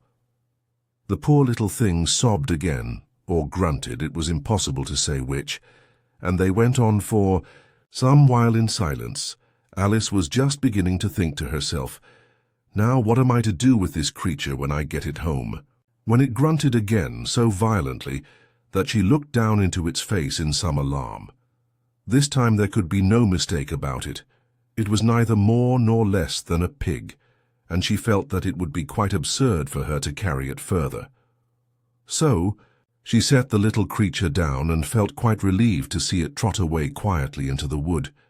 "If it had grown up," she said to herself, "it would have made a dreadfully ugly child, but it makes rather a handsome pig, I think." And she began thinking over other children she knew, who might do very well as pigs, and was just saying to herself, "If one only knew the right way to change them," when she was a little startled by seeing the Cheshire Cat sitting on a bough of a tree a few yards off. The cat only grinned when it saw Alice. It looked good-natured, she thought. Still, it had very long claws and a great many teeth, so she felt that it ought to be treated with respect. "Cheshire Puss," she began, rather timidly, as she did not at all know whether it would like the name. However, it only grinned a little wider. "Come, it's pleased so far," thought Alice, and she went on. "Would you tell me, please, which way I ought to go from here?" "That depends a good deal on where you want to get to," said the cat. "I don't much care where," said Alice. "Then it doesn't matter which way you go," said the cat. "So long as I get somewhere," Alice added as an explanation. "Oh, you're sure to do that," said the cat, "if you only walk long enough." Alice felt that this could not be denied, so she tried another question. "What sort of people live about here?" "In that direction," the cat said, waving its right paw round, "lives a hatter, and in that direction, waving the other paw, lives a March hare. Visit either you like, they're both mad." "But I don't want to go among mad people," Alice remarked. "Oh, you can't help that," said the cat. "We're all mad here. I'm mad. You're mad." "How do you know I'm mad?" said Alice. "You must be," said the cat, "or you wouldn't have come here." Alice didn't think that proved it at all. However, she went on, "And how do you know that you're mad?" "To begin with," said the cat, "a dog's not mad. You grant that?" "I suppose so," said Alice. "Well then," the cat went on, "you see, a dog growls when it's angry, and wags its tail when it's pleased. Now I growl when I'm pleased and wag my tail when I'm angry. Therefore I'm mad." "I call it purring, not growling," said Alice. "Call it what you like," said the cat. "Do you play croquet with the Queen today?" "I should like it very much," said Alice, "but I haven't been invited yet." "You'll see." "Me there," said the cat, and vanished. Alice was not much surprised at this. She was getting so used to queer things happening. While she was looking at the place where it had been, it suddenly appeared again. "By the by, what became of the baby?" said the cat. "I'd nearly forgotten to ask." "It turned into a pig," Alice quietly said, just as if it had come back in a natural way. "I thought it would," said the cat, and vanished again. Alice waited a little, half expecting to see it again, but it did not appear, and after a minute or two she walked on in the direction in which the March hare was said to live. "I've seen hatters before," she said to herself. "The March hare will be much the most interesting, and perhaps as this is May it won't be raving mad, at least not so mad as it was in March." As she said this, she looked up, and there was the cat again, sitting on a branch of a tree. "Did you say pig or fig?" said the cat. "I said pig," replied Alice, "and I wish you wouldn't keep appearing and vanishing so suddenly. You make one quite giddy." "All right," said the cat, and this time it vanished quite slowly, beginning with the end of the tail and ending with the grin, which remained some time after the rest of it had gone. "Well, I've often seen a cat without a grin," thought Alice, "but a grin without a cat. It's the most curious thing I ever saw in my life." She had not gone much farther before she came in sight of the house of the March hare. She thought it must be the right house, because the chimneys were shaped like ears and the roof was thatched with fur. It was so large a house that she did not like to go nearer till she had nibbled some more of the left-hand bit of mushroom and raised herself to about 2 feet high. Even then she walked up towards it rather timidly, saying to herself, "Suppose it should be raving mad after all. I almost wish I'd gone to see the hatter instead." Chapter 7. A Mad Tea Party. There was a table set out under a tree in front of the house, and the March hare and the hatter were having tea at it. A dormouse was sitting between them, fast asleep, and the other two were using it as a cushion, resting their elbows on it and talking over its head. "Very uncomfortable for the dormouse," thought Alice. "Only as it's asleep, I suppose it doesn't mind." The table was a large one, but the three were all crowded together at one corner of it. "No room! No room!" they cried out when they saw Alice coming. "There's plenty of room," said Alice indignantly, and she sat down in a large armchair at one end of the table. "Have some wine," the March hare said in an encouraging tone. Alice looked all round the table, but there was nothing on it but tea. "I don't see any wine," she remarked. "There isn't any," said the March hare. "Then it wasn't very civil of you to offer it," said Alice angrily. "It wasn't very civil of you to sit down without being invited," said the March hare. "I didn't know it was your table," said Alice. "It's laid for a great many more than 3. "Your hair wants cutting," said the hatter. He had been looking at Alice for some time with great curiosity, and this was his first speech. "You should learn not to make personal remarks," Alice said with some severity. "It's very rude." The Hatter opened his eyes very wide on hearing this, but all he said was, "Why is a raven like a writing desk? Come, we shall have some fun now," thought Alice. "I'm glad they've begun asking riddles. I believe I can guess that," she added aloud. "Do you mean that you think you can find out the answer to it?" said the March Hare. "Exactly so," said Alice. "Then you should say what you mean," the March Hare went on. "I do," Alice hastily replied. At least I mean what I say. That's the same thing, you know." "Not the same thing a bit," said the Hatter. "You might just as well say that I see what I eat is the same thing as I eat what I see. You might just as well say," added the March Hare, "that I like what I get is the same thing as I get what I like." "You might just as well say," added the Dormouse, who seemed to be talking in his sleep, "that I breathe when I sleep is the same thing as I sleep when I breathe." "It is the same thing with you," said the Hatter. And here the conversation dropped, and the party sat silent for a minute, while Alice thought over all she could remember about ravens and writing desks, which wasn't much. The Hatter was the first to break the silence. "What day of the month is it?" he said, turning to Alice. He had taken his watch out of his pocket and was looking at it uneasily, shaking it every now and then, and holding it to his ear. Alice considered a little, and then said, "The 4th. "2 days wrong," sighed the Hatter. "I told you butter wouldn't suit the works," he added, looking angrily at the March Hare. "It was the best butter," the March Hare meekly replied.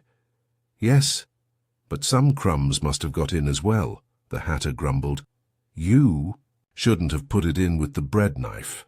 The March Hare took the watch and looked at it gloomily. Then he dipped it into his cup of tea and looked at it again, but he could think of nothing better to say than his first remark. "It was the best butter, you know." Alice had been looking over his shoulder with some curiosity. "What a funny watch," she remarked. "It tells the day of the month and doesn't tell what o'clock it is." "Why should it?" muttered the Hatter. "Does your watch tell you what year it is?" "Of course not," Alice replied very readily, "but that's because it stays the same year for such a long time together." "Which is just the case with mine," said the Hatter. Alice felt dreadfully puzzled. The Hatter's remark seemed to have no sort of meaning in it, and yet it was certainly English. "I don't quite understand you," she said, as politely as she could. "The Dormouse is asleep again," said the Hatter, and he poured a little hot tea upon its nose. The Dormouse shook its head impatiently and said, without opening its eyes, Of course, just what I was going to remark myself." "Have you guessed the riddle yet?" the Hatter said, turning to Alice again. "No, I give it up," Alice replied. "What's the answer?" "I haven't the slightest idea," said the Hatter. "Nor I," said the March Hare. Alice sighed wearily. "I think you might do something better with the time," she said, "than waste it in asking riddles that have no answers. If you knew time as well as I do," said the Hatter, "you wouldn't talk about wasting it. It's him." "I don't know what you mean," said Alice. "Of course you don't," the Hatter said, tossing his head contemptuously. "I dare say you never even spoke to time."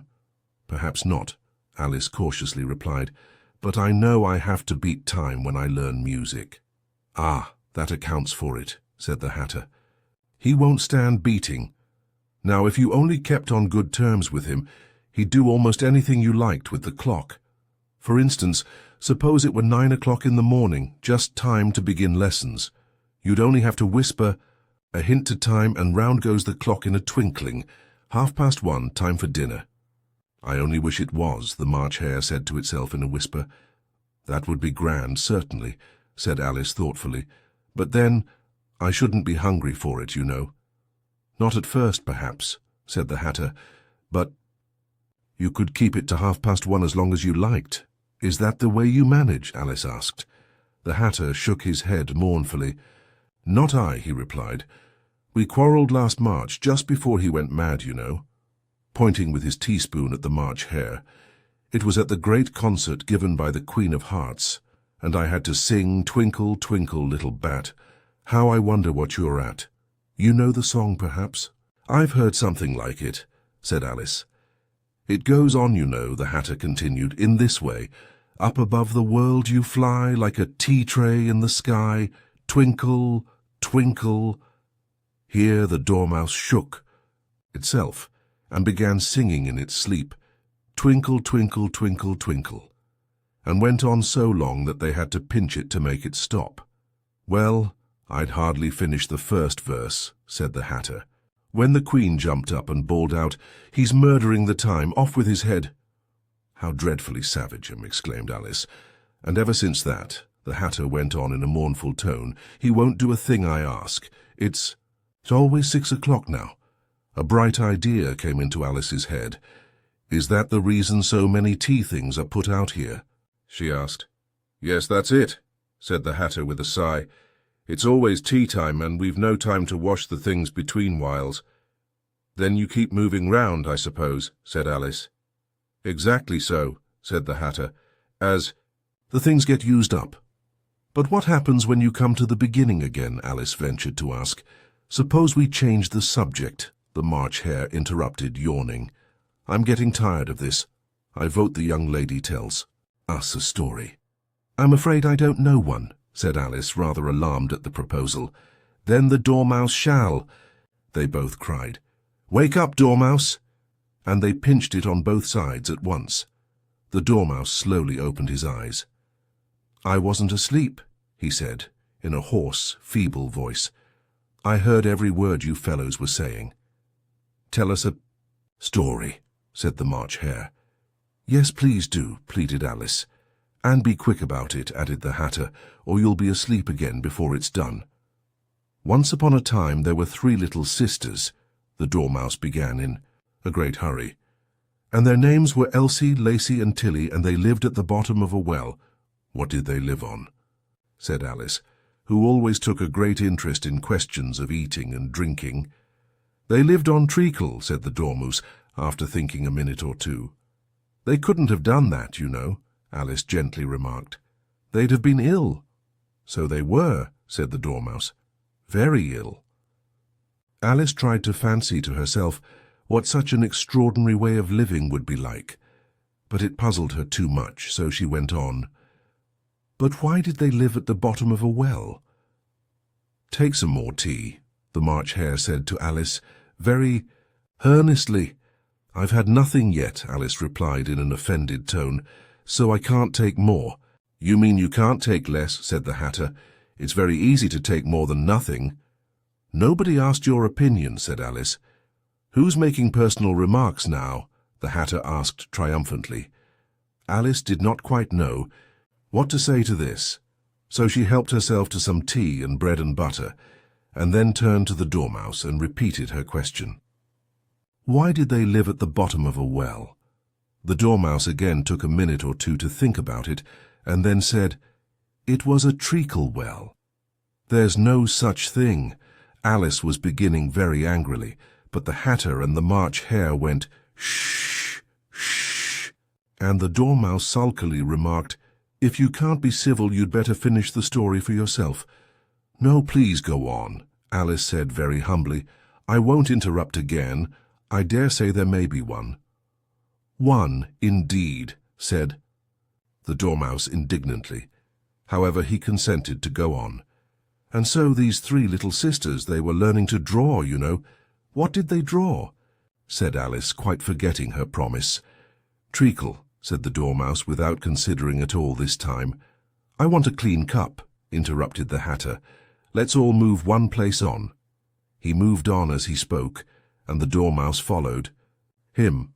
The March Hare moved into the Dormouse's place, and Alice rather unwillingly took the place of the March Hare.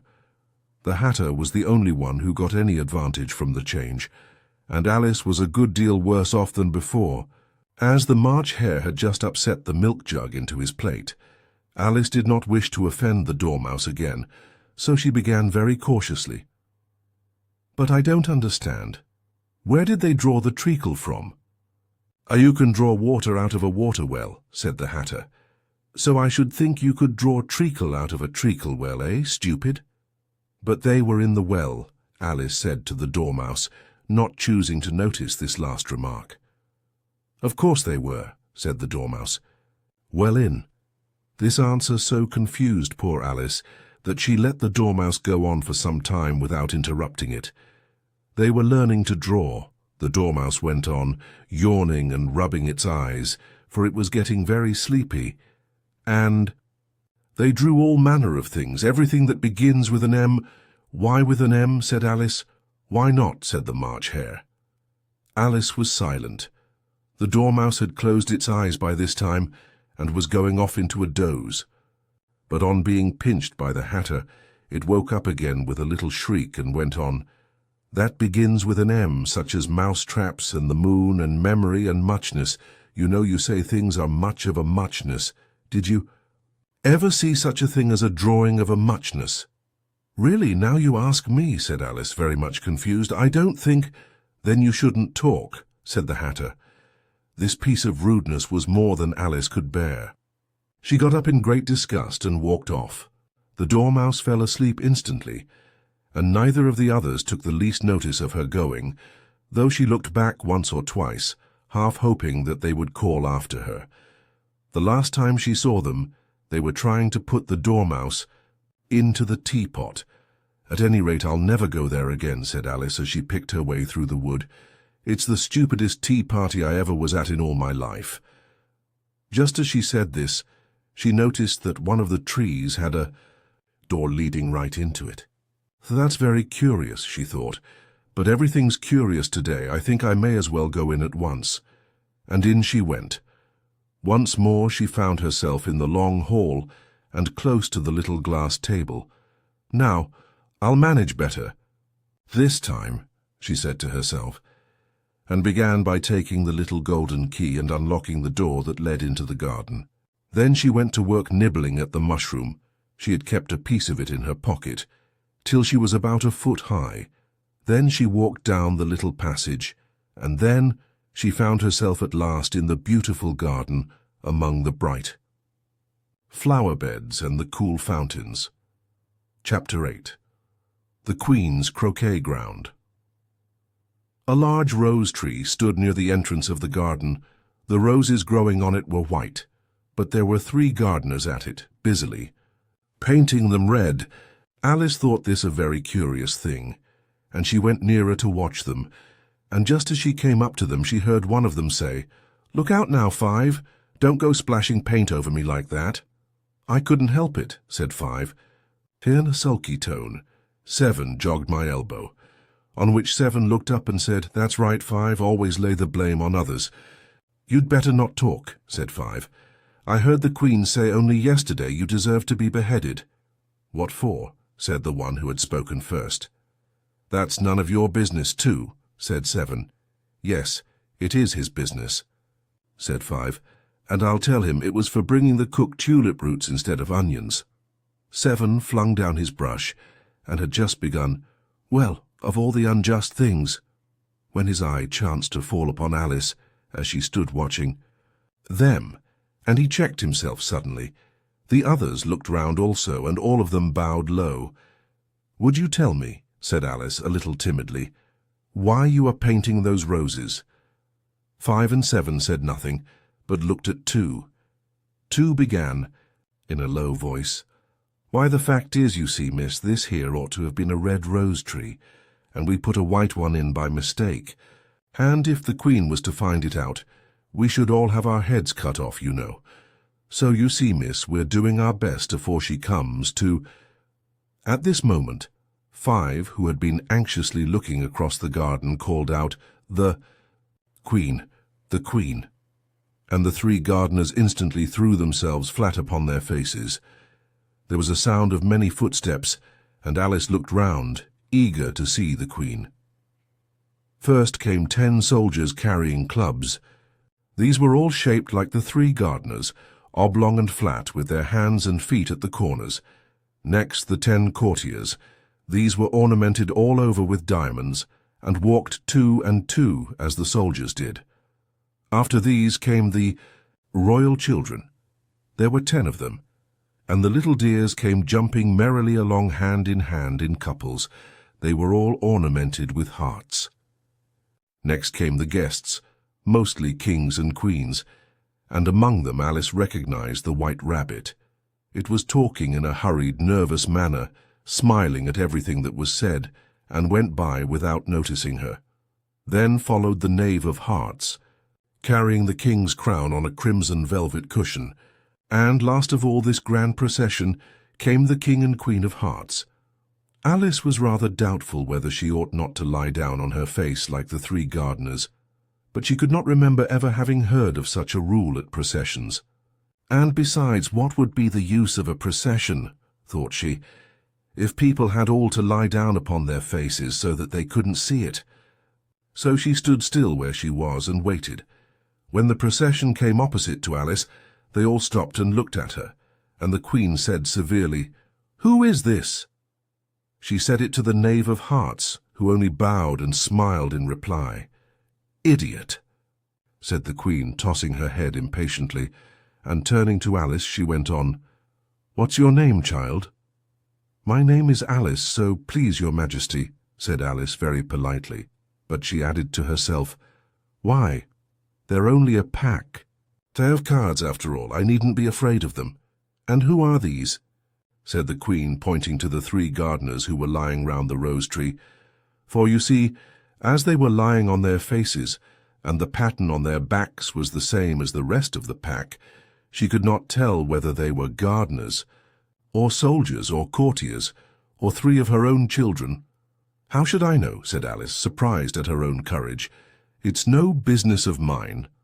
The Queen turned crimson with fury, and after glaring at her for a moment like a wild beast, screamed, "Off with her head, off!" "Nonsense," said Alice very loudly and decidedly, and the Queen was silent. The King laid his hand upon her arm and timidly said, "Consider, my dear, she is only a child." The Queen turned angrily away from him and said to the Knave, "Turn them over." The Knave did so very carefully with one foot. "Get up," said the Queen in a shrill, loud voice, and the three gardeners instantly jumped up and began bowing to the King, the Queen, the royal children, and everybody else. "Leave off that," screamed the Queen. "You make me giddy." And then, turning to the rose-tree, she went on, "What have you been doing here?" "May it please your Majesty," said two in a very humble tone, going down on one knee as he spoke. "We were trying—" "I see," said the Queen, who had meanwhile been examining the roses. "Off with their heads." And the procession moved on, three of the soldiers remaining behind to execute the unfortunate gardeners, who ran to Alice for protection. "You shan't be beheaded," said Alice, and she put them into a large flower pot that stood near. The three soldiers wandered about for a minute or two, looking for them, and then quietly marched off after the others. "Are their heads off?" shouted the Queen. "Their heads are gone, if it please your Majesty," the soldiers shouted in reply. "That's right," shouted the Queen. "Can you play croquet?" The soldiers were silent and looked at Alice, as the question was evidently meant for her. "Yes," shouted Alice. "Come on, then," roared the Queen, and Alice joined the procession, wondering very much what would happen next. It's a very fine day," said a timid voice at her side. She was walking by the White Rabbit, who was peeping anxiously into her face. "Very," said Alice. "Where's the Duchess?" "Hush, hush," said the Rabbit in a low, hurried tone. He looked anxiously over his shoulder as he spoke, and then raised himself upon tiptoe, put his mouth close to her ear, and whispered, "She's under sentence of execution." "What for?" said Alice. "Did you say, 'What a pity'?" "The Rabbit asked. "No, I didn't," said Alice. "I don't think it's at all a pity. I said, 'What for?' She boxed the Queen's ears," the Rabbit began. Alice gave a little scream of laughter. "Oh, hush," the Rabbit whispered in a frightened tone. "The Queen will hear you. You see, she came rather late, and the Queen said—" "Get to your places," shouted the Queen in a voice of thunder, and people began running about in all directions, tumbling up against each other. However, they got settled down in a minute or two, and the game began. Alice thought she had never seen such a curious croquet ground in her life. It was all ridges and furrows. The balls were live hedgehogs, the mallets live flamingos, and the soldiers had to double themselves up and to stand on their hands and feet to make the arches. The chief difficulty Alice found at first was in managing her flamingo. She succeeded in getting its body tucked away comfortably enough under her arm, with its legs hanging down, but generally just as she had got its neck nicely straightened out, and was going to give the hedgehog a blow with its head, it would twist itself round and look up in her face with such a puzzled expression that she could not help bursting out laughing. And when she had got its head down and was going to begin again, it was very provoking to find that the hedgehog had unrolled itself and was in the act of crawling away. Besides all this, there was generally a ridge or furrow in the way wherever she wanted to send the hedgehog to, and as the doubled-up soldiers were always getting up and walking off to other parts of the ground, Alice soon came to the conclusion that it was a very difficult game indeed. The players all played at once without waiting for turns, quarrelling, all the while and fighting for the hedgehogs, and in a very short time the Queen was in a furious passion and went stamping about and shouting, "Off with his head," or "Off with her head," about once in a minute. Alice began to feel very uneasy.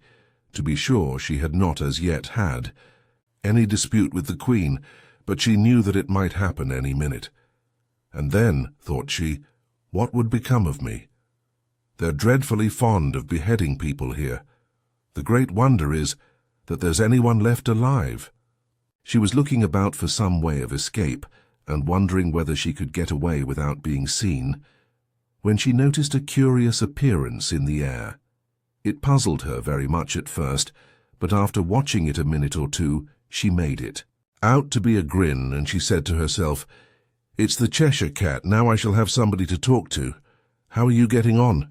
said the cat, as soon as there was mouth enough for it to speak with. Alice waited till the eyes appeared, and then nodded.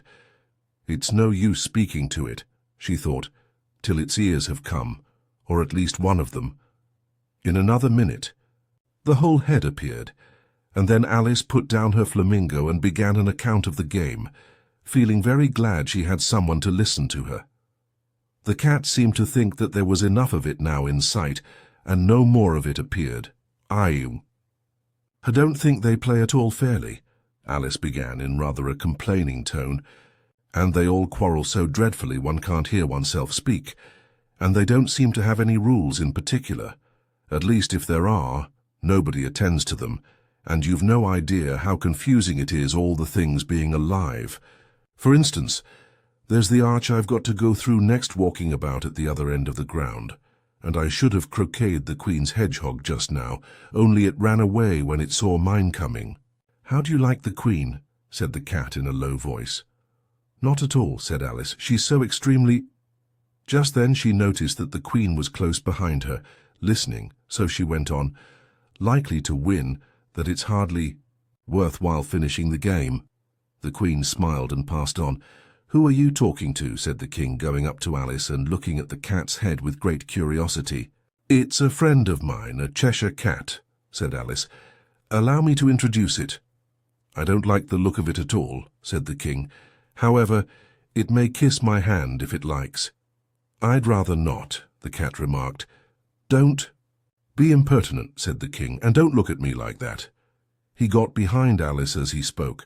"A cat may look at a king," said Alice. "I've read that in some book, but I don't remember where." "Well, it must be removed," said the King very decidedly, and he called the Queen, who was passing at the moment. "My dear, I wish you would have this cat removed." The Queen had only one way of settling all difficulties, great or small. "Off with his head," she said, without even looking round. "I'll fetch the executioner myself," said the King eagerly, and he hurried off. Alice thought she might as well go back and see how the game was going on, as she heard the Queen's voice in the distance screaming with passion. She had already heard her sentence 3 of the players to be executed for having missed their turns, and she did not like the look of things at all, as the game was in such confusion that she never knew whether it was her turn or not. So she went in search of her hedgehog. The hedgehog was engaged in a fight with another hedgehog, which seemed to Alice an excellent opportunity for croqueting one of them with the other.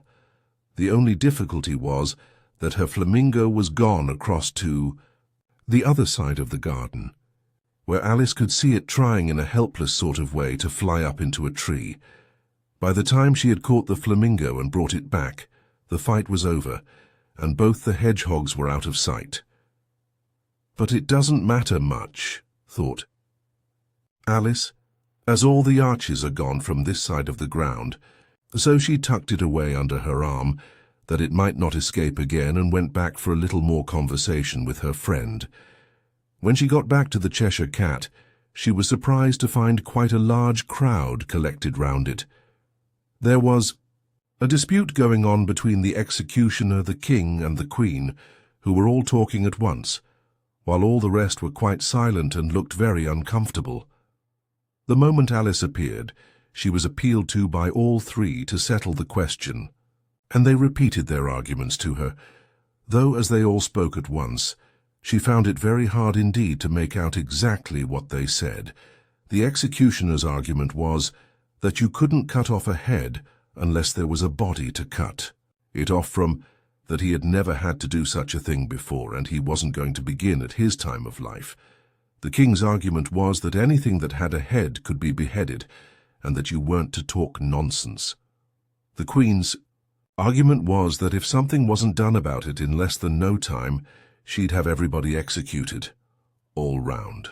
It was this last remark that had made the whole party look so grave and anxious.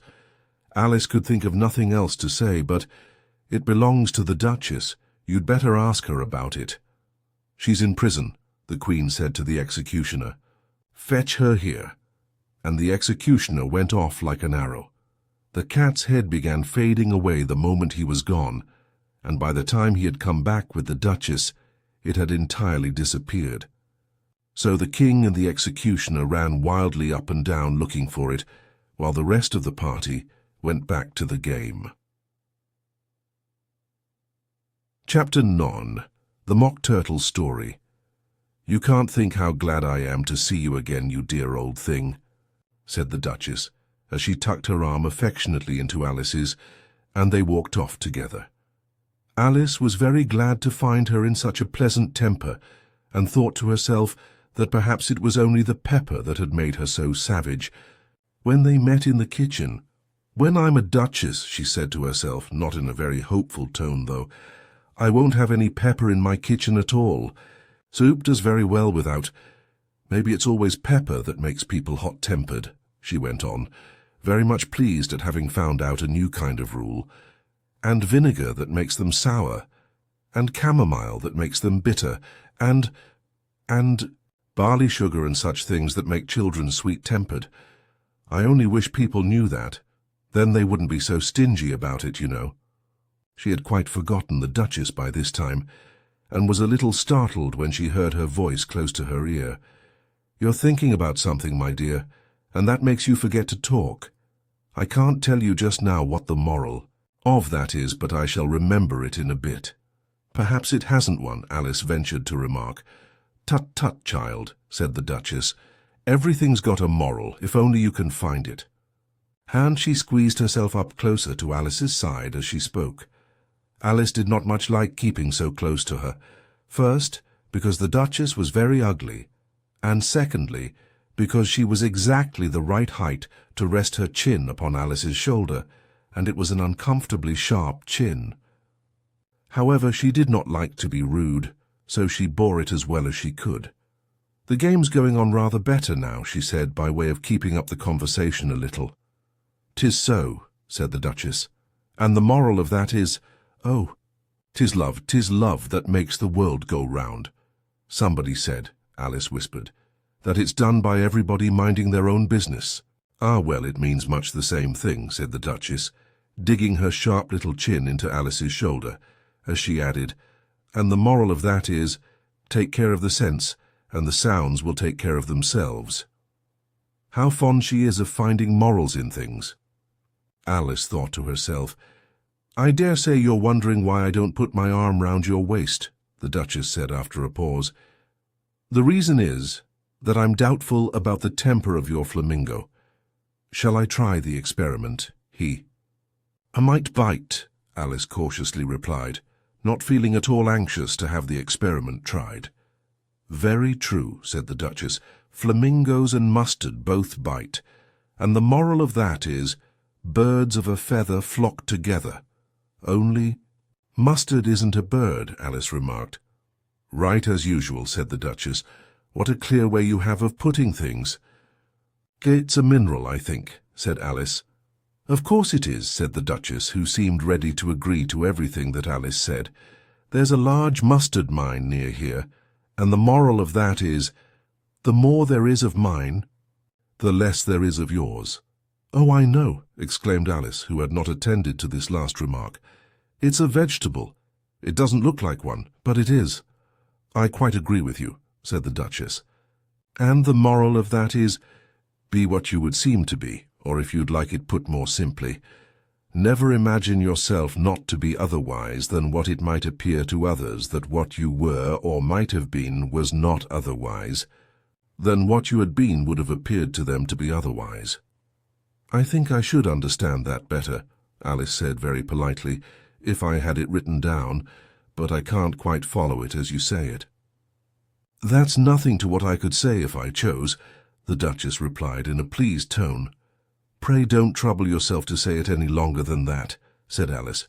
"Oh, don't talk about trouble," said the Duchess. "I make you a present of everything I've said as yet." "A cheap sort of present," thought Alice. "I'm glad they don't give birthday presents like that." But she did not venture to say it out loud. "Thinking again?" the Duchess asked with another dig of her sharp little chin.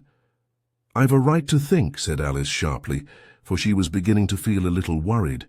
"Just about as much right," said the Duchess, "as pigs have to fly, and But—" Here, to Alice's great surprise, the Duchess's voice died away, even in the middle of her favourite word moral, and the arm that was linked into hers began to tremble. Alice looked up, and there stood the Queen in front of them with her arms folded, frowning like a thunderstorm. "A fine day, Your Majesty," the Duchess began in a low, weak voice. "Now, I give you fair warning," shouted the Queen, stamping on the ground as she spoke. "Either you or your head must be off, and that in about half no time. Take your choice." The Duchess took her choice and was gone in a moment. "Let's go on with the game," the Queen said to Alice, and Alice was too much frightened to say a word, but slowly followed her back to the croquet ground. The other guests had taken advantage of the Queen's absence and were resting in the shade. However, the moment they saw her, they hurried back to the game, the Queen merely remarking that a moment's delay would cost them their lives. All the time they were playing, the Queen never left off quarrelling with the other players and shouting, "Off with his head," or "Off with her head." Those whom she sentenced were taken into custody by the soldiers, who of course had to leave off being archers to do this, so that by the end of half an hour or so there were no archers left, and all the players except the King, the Queen, and Alice were in custody and under sentence of execution. Then the Queen left off, quite out of breath, and said to Alice, "Have you seen the mock turtle yet?" "No," said Alice. "I don't even know what a mock turtle is." "It's the thing mock turtle soup is made from," said the Queen. "I never saw one or heard of one," said Alice. "Come on then," said the Queen, "and he shall tell you his history." As they walked off together, Alice heard the King say in a low voice to the company generally, "You are all pardoned." "Come, that's a good thing," she said to herself, for she had felt quite unhappy at the number of executions the Queen had ordered. They very soon came upon a griffon lying fast asleep in the sun. If you don't know what a griffon is, look at the picture. "Up, lazy thing," said the Queen, "and take this young lady to see the mock turtle and to hear his history. I must go back and see after some executions I have ordered." And she walked off, leaving Alice alone with the griffon. Alice did not quite like the look of the creature, but on the whole she thought it would be quite as safe to stay with it as to go after that savage queen. So she waited. The griffin sat up and rubbed its eyes. Then it watched the queen till she was out of sight. Then it chuckled. "What fun!" said the griffin, half to itself, half to Alice. "What is the fun?" said Alice. "Why, she," said the griffin. "It's all her fancy, that. They never executes nobody, you know. Come on. Everybody says, 'Come on.'" "Here," thought Alice as she went slowly after it. "I never was so ordered about in all my life, never." They had not gone far before they saw the Mock Turtle in the distance, sitting sad and lonely on a little ledge of rock, and as they came nearer, Alice could hear him sighing as if his heart would break. She pitied him deeply. "What is his sorrow?" she asked the griffin, and the griffin answered very nearly in the same words as before. "It's all his fancy, that. He hasn't got no sorrow, you know. Come on." So they went up to the Mock Turtle, who looked at them with large eyes full of tears but said nothing. "This here young lady," said the griffin, "she wants for to know your history, she do." "I'll tell it her," said the Mock Turtle, in a deep hollow tone. "Sit down, both of you, and don't speak a word till I've finished." So they sat down, and nobody spoke for some minutes. Alice thought to herself, "I don't see how he can ever finish if he doesn't begin." But she waited patiently. "Once," said the Mock Turtle at last, with a deep sigh, "I was a real turtle." These words were followed by a very long silence, broken only by an occasional exclamation of "shkrr" from the griffin, and the constant heavy sobbing of the Mock Turtle. Alice was very nearly getting up and saying, "Thank you, sir, for your interesting story," but she could not help thinking there must be more to come, so she sat still and said nothing. "When we were little," the Mock Turtle went on at last more calmly, though still sobbing a little now and then, "we went to school in the sea. The master was an old turtle. We used to call him Tortoise." "Why did you call him Tortoise if he wasn't one?" Alice asked. "We called him Tortoise because he taught us," said the Mock Turtle angrily. "Really, you are very dull. You ought to be ashamed of yourself for asking such a simple question," added the griffin. And then they both sat silent and looked at poor Alice, who felt ready to sink into the earth. At last the griffin said to the Mock Turtle, "Drive. Go on, old fellow, don't be all day about it." And he went on in these words, "Yes, we went to school in the sea, though you mayn't believe it. I never said I didn't," interrupted Alice. "You did," said the Mock Turtle. "Hold your tongue," added the griffin before Alice could speak again. The Mock Turtle went on. "We had the best of educations. In fact, we went to school every day." "I've been to a day school too," said Alice. "You needn't be so proud as all that." "With extras?" asked the Mock Turtle a little anxiously. "Yes," said Alice. "We learned French and music." "And washing," said the Mock Turtle. "Certainly." "Not," said Alice indignantly. "Ah, then yours wasn't a really good school," said the Mock Turtle in a tone of great relief. Now at ours they had at the end of the bill, French, music and washing, extra. "You couldn't have wanted it much," said Alice, "living at the bottom of the sea." "I couldn't afford to learn it," said the Mock Turtle with a sigh. "I only took the regular course." "What was that?" inquired Alice. "Reeling and writhing, of course, to begin with," the Mock Turtle replied, "and then the different branches of arithmetic, ambition, distraction, uglification, and derision." "I never heard of uglification," Alice ventured to say. "What is it?" The griffon lifted up both its paws in surprise. "What? Never heard of uglifying?" it exclaimed. "You know what to beautify is, I suppose?" "Yes," said Alice doubtfully. "It means to make anything prettier." "Well then," the griffin went on, "if you don't know what to uglify is, you are a simpleton." Alice did not feel encouraged to ask any more questions about it, so she turned to the Mock Turtle and said, "What else had you to learn?" "Well, there was mystery," the Mock Turtle replied, counting off the subjects on his flappers. mystery ancient and modern with seaography. Then drawling. The drawling master was an old conger eel that used to come once a week.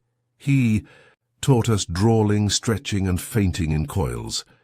What was that like? Said Alice. Well, I can't show it you myself, the Mock Turtle said. I'm too stiff, and the Gryphon never learnt it. Hadn't time, said the Gryphon. I went to the classics master, though. He was an old crab, he was. I never went to him, the Mock Turtle said with a sigh. He taught laughing and grief, they used to say. So he did, so. He did, said the Gryphon, sighing in his turn, and both creatures hid their faces in their paws. And how many hours a day did you do lessons? Said Alice, in a hurry to change the subject. 10 hours the first day, said the Mock Turtle. 9 the next, and so on. What a curious plan, exclaimed Alice. That's the reason they're called lessons, the Gryphon remarked, because they lessen from day to day. This was quite a new idea to Alice, and she thought it over a little before she made her next remark. Then the 11th day must have been a holiday. Of course it was, said the Mock Turtle. And how did you manage on the 12th? Alice went on eagerly. That's enough about lessons, the Gryphon interrupted in a very decided tone. Tell us something about the games now. Chapter Pass, the lobster quadrille. The Mock Turtle sighed deeply and drew the back of one flapper across his eyes. He looked at Alice and tried to speak, but for a minute or two, sobs choked his voice. Same as if he had a bone in his throat, said the Gryphon, and it set to work shaking him and punching him in the back. At last the Mock Turtle recovered his voice, and with tears running down his cheeks, he went on again. You may not have lived much under the sea. I haven't, said Alice, and perhaps you were never even introduced to a lobster. Alice began to say, I once tasted, but checked herself hastily and said, no, never. So, you can have no idea what a delightful thing a lobster quadrille is. No, indeed, said Alice. What sort of a dance is it? Why, said the Gryphon, you first form into a line along the seashore. 2 lines, cried the Mock Turtle. Seals, turtles, salmon, and so on. Then, when you've cleared all the jellyfish out of the way, that generally. Take some time, interrupted the Gryphon. You advance twice, each with a lobster as a partner, cried the Gryphon. Of course, the Mock Turtle said, advance twice, set to partners, 2, change lobsters and retire in same order, continued the Gryphon. Then, you know, the Mock Turtle went on, you throw the lobsters, shouted the Gryphon with a bound into the air, as far out to sea as you can. Swim after them, screamed the Gryphon. Turn a somersault in the sea, cried the Mock Turtle, capering wildly about. Change lobsters! Again, yelled the Gryphon at the top of its voice. Back to land again, and that's all the first figure, said the Mock Turtle, suddenly dropping his voice, and the 2 creatures who had been jumping about like mad things all this time sat down, again very sadly and quietly, and looked at Alice. It must be a very pretty dance, said Alice timidly. Would you like to see a little of it? Said the Mock Turtle. Very much indeed, said Alice. Come, let's try the first figure, said the Mock Turtle to the Gryphon. We can do without lobsters, you know. Which shall sing? Oh, you sing, said the Gryphon. I've forgotten the words. So they began solemnly dancing round and round Alice, every now and then treading on her toes when they passed too close, and waving their forepaws to mark the time, while the Mock Turtle sang this very slowly and sadly. Will you walk a little faster? Said a whiting to a snail. There's a porpoise close behind us, and he's treading on my tail. See how eagerly the lobsters and the turtles all advance. They are waiting on the shingle. Will you come and join the dance? Will you, won't you? Will you, won't you, will you join the dance? Will you, won't you, will you, won't you join the dance? You can really have no notion how delightful it will be when they take us up and throw us with the lobsters out to sea. But the snail replied, too far, and gave a look askance. Said he thanked the whiting kindly, but he would not join the dance. Would not, could not, would not, could not, would not join the dance. Would not, could not, Would not, could not, could not join the dance. What matters it how far we go? His scaly friend replied. There is another shore, you know, upon the other side. The further off from England, the nearer is to France. Then turn not pale, beloved snail, but come and join the dance. Will you, won't you? Will you, won't you? Will you join the dance? Will you, won't you? Will you, won't you? Won't you join the dance? Thank you, it's a very interesting dance to watch, said Alice, feeling very glad that it was over at last. And I do so like that curious song about the whiting. Oh, as to the whiting, said the Mock Turtle, you've seen them, of course. Yes, said Alice. I've often seen them at Din. She checked herself hastily. I don't know where Din may be, said the Mock Turtle, but if you've seen them so often, of course you know what they're like. I believe so, Alice replied thoughtfully. They have their tails in their mouths and they're all over crumbs. You're wrong about the crumbs, said the Mock Turtle. Crumbs would all wash off in the sea, but they have their tails in their mouths. And the reason is— Here the Mock Turtle yawned and shut his eyes. Tell her about the reason and all that, he said to the Gryphon. The reason is, said the Gryphon, that they would go with the lobsters to the dance. So they got thrown out to sea, so they had to fall a long way. So they got their tails fast in their mouths, so they couldn't get them out again. That's all.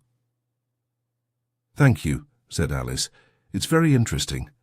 I never knew so much about a whiting before. I can tell you more than that if you like, said the Gryphon. Do you know why it's called a whiting? I never thought about it, said Alice. Why? It does the boots and shoes, the Gryphon replied very solemnly. Alice was thoroughly puzzled. Does the boots and shoes, she repeated in a wondering tone. Why, what are your shoes done with? Said the Gryphon. I mean, what makes them so shiny? Alice looked down at them and considered a little before she gave her answer. They're done with blacking, I believe.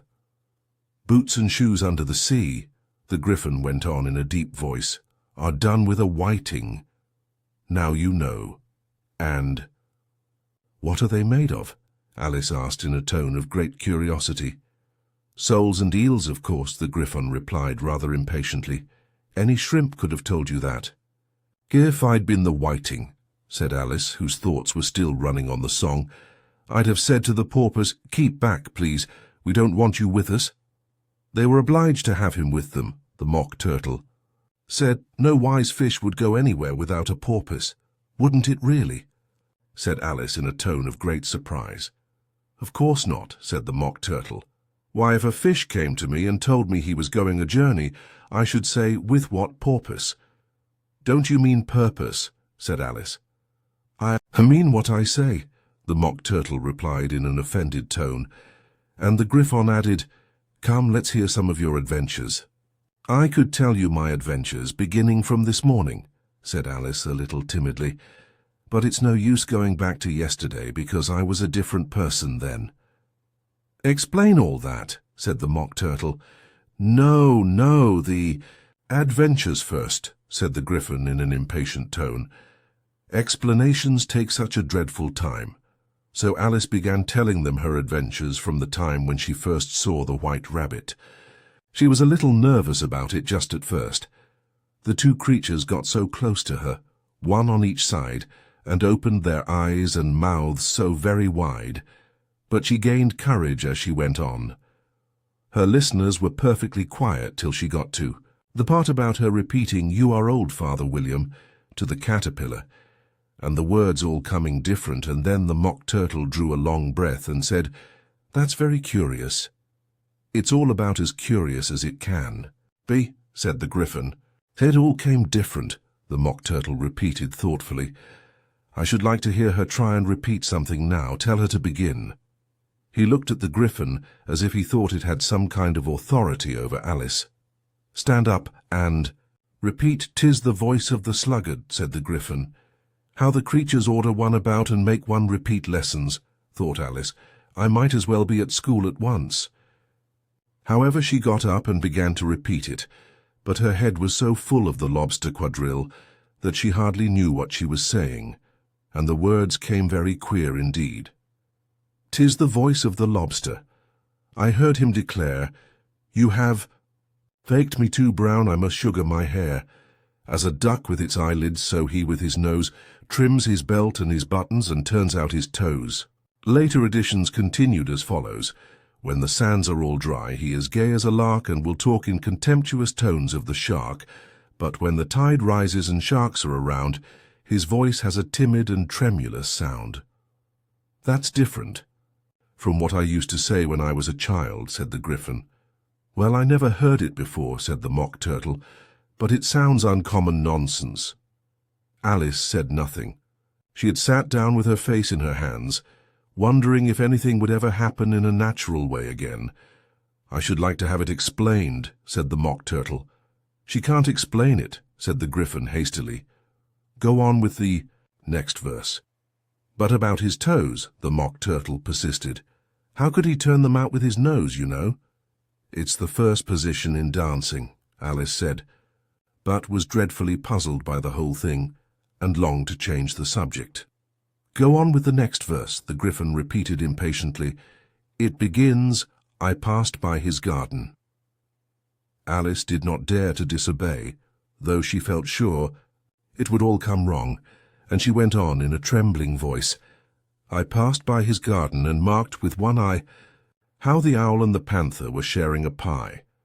Later editions continued as follows.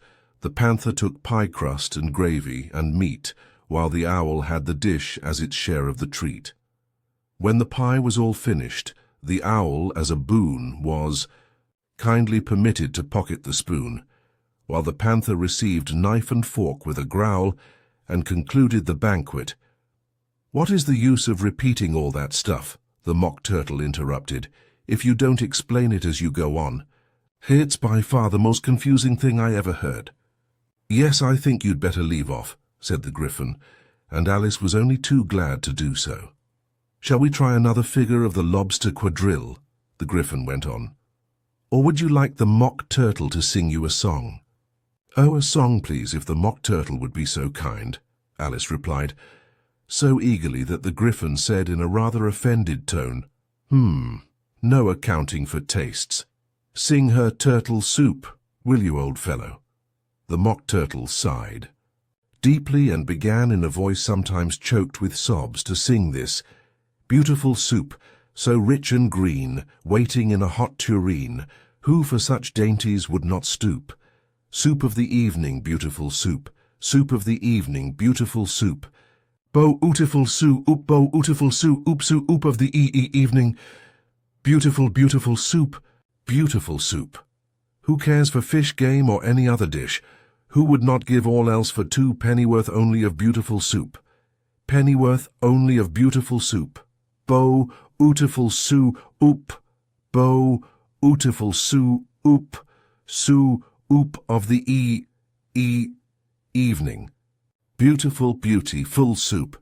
"Chorus again," cried the Gryphon, and the Mock Turtle had just begun to repeat it when a cry of "The trial's beginning" was heard in the distance. "Come on," cried the Gryphon, and taking Alice by the hand it hurried off without waiting for the end of the song. "What trial is it?" Alice panted as she ran, but the Gryphon only answered, "Come on," and ran the faster, while more and more faintly came, carried on the breeze that followed them, the melancholy words, "Marsu oop of the evening, beautiful, beautiful soup." Chapter 9. Who Stole the Tarts? The King and Queen of Hearts were seated on their throne when they arrived, with a great crowd assembled about them, all sorts of little birds and beasts, as well as the whole pack of cards. The Snave was standing before them in chains, with a soldier on each side to guard him, and near the king was the White Rabbit, with a trumpet in one hand and a scroll of parchment in the other. In the very middle of the court was a table, with a large dish of tarts upon it. They looked so good that it made Alice quite hungry to look at them.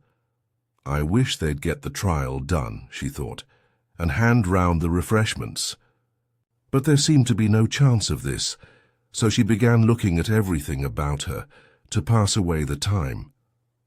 Alice had never been in a court of justice before, but she had read about them in books, and she was quite pleased to find that she knew the name of nearly everything there. "That's the judge," she said to herself, because of his great wig.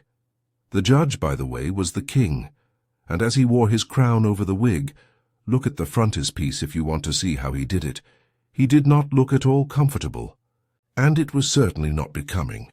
"And that's the jury box," thought Alice, "and those 12 creatures," she was obliged to say creatures, you see, because some of them were animals and some were birds.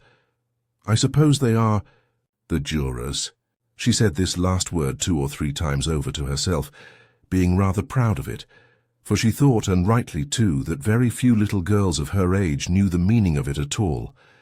However, jurymen would have done just as well. The 12 jurors were all writing very busily on slates. "What are they doing?" Alice whispered to the Griffin. "They can't have anything to put down yet before the trial's begun." "They're putting down their names," the Griffin whispered in reply, "for fear they should forget them before the end of the trial." "Stupid things," Alice began in a loud, indignant voice, but she stopped hastily, for the White Rabbit cried out, "Silence in the court!" And the king put on his spectacles and looked anxiously round, to make out who was talking. Alice could see, as well as if she were looking over their shoulders, that all the jurors were writing down "stupid things" on their slates, and she could even make out that one of them didn't know how to spell stupid, and that he had to ask his neighbour to tell him. "A nice muddle their slates'll be in before the trial's over," thought Alice. One of the jurors had a pencil that squeaked.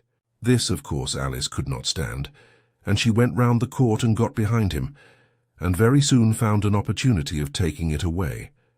She did it so quickly that the poor little juror, it was Bill the lizard, could not make out at all what had become of it. So after hunting all about for it, he was obliged to write with one finger for the rest of the day.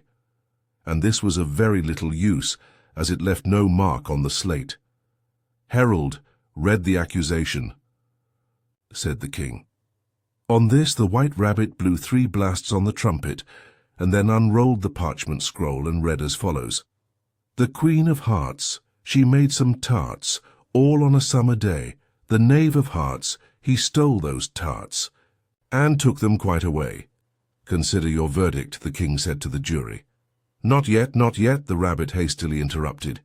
"There's a great deal to come before that." "Call the first witness," said the king. And the White Rabbit blew 3 blasts on the trumpet and called out, "First witness." The first witness was the Hatter. He came in with a teacup in one hand and a piece of bread and butter in the other. "I beg pardon, your majesty," he began, "for bringing these in, but I hadn't quite finished my tea when I was sent for."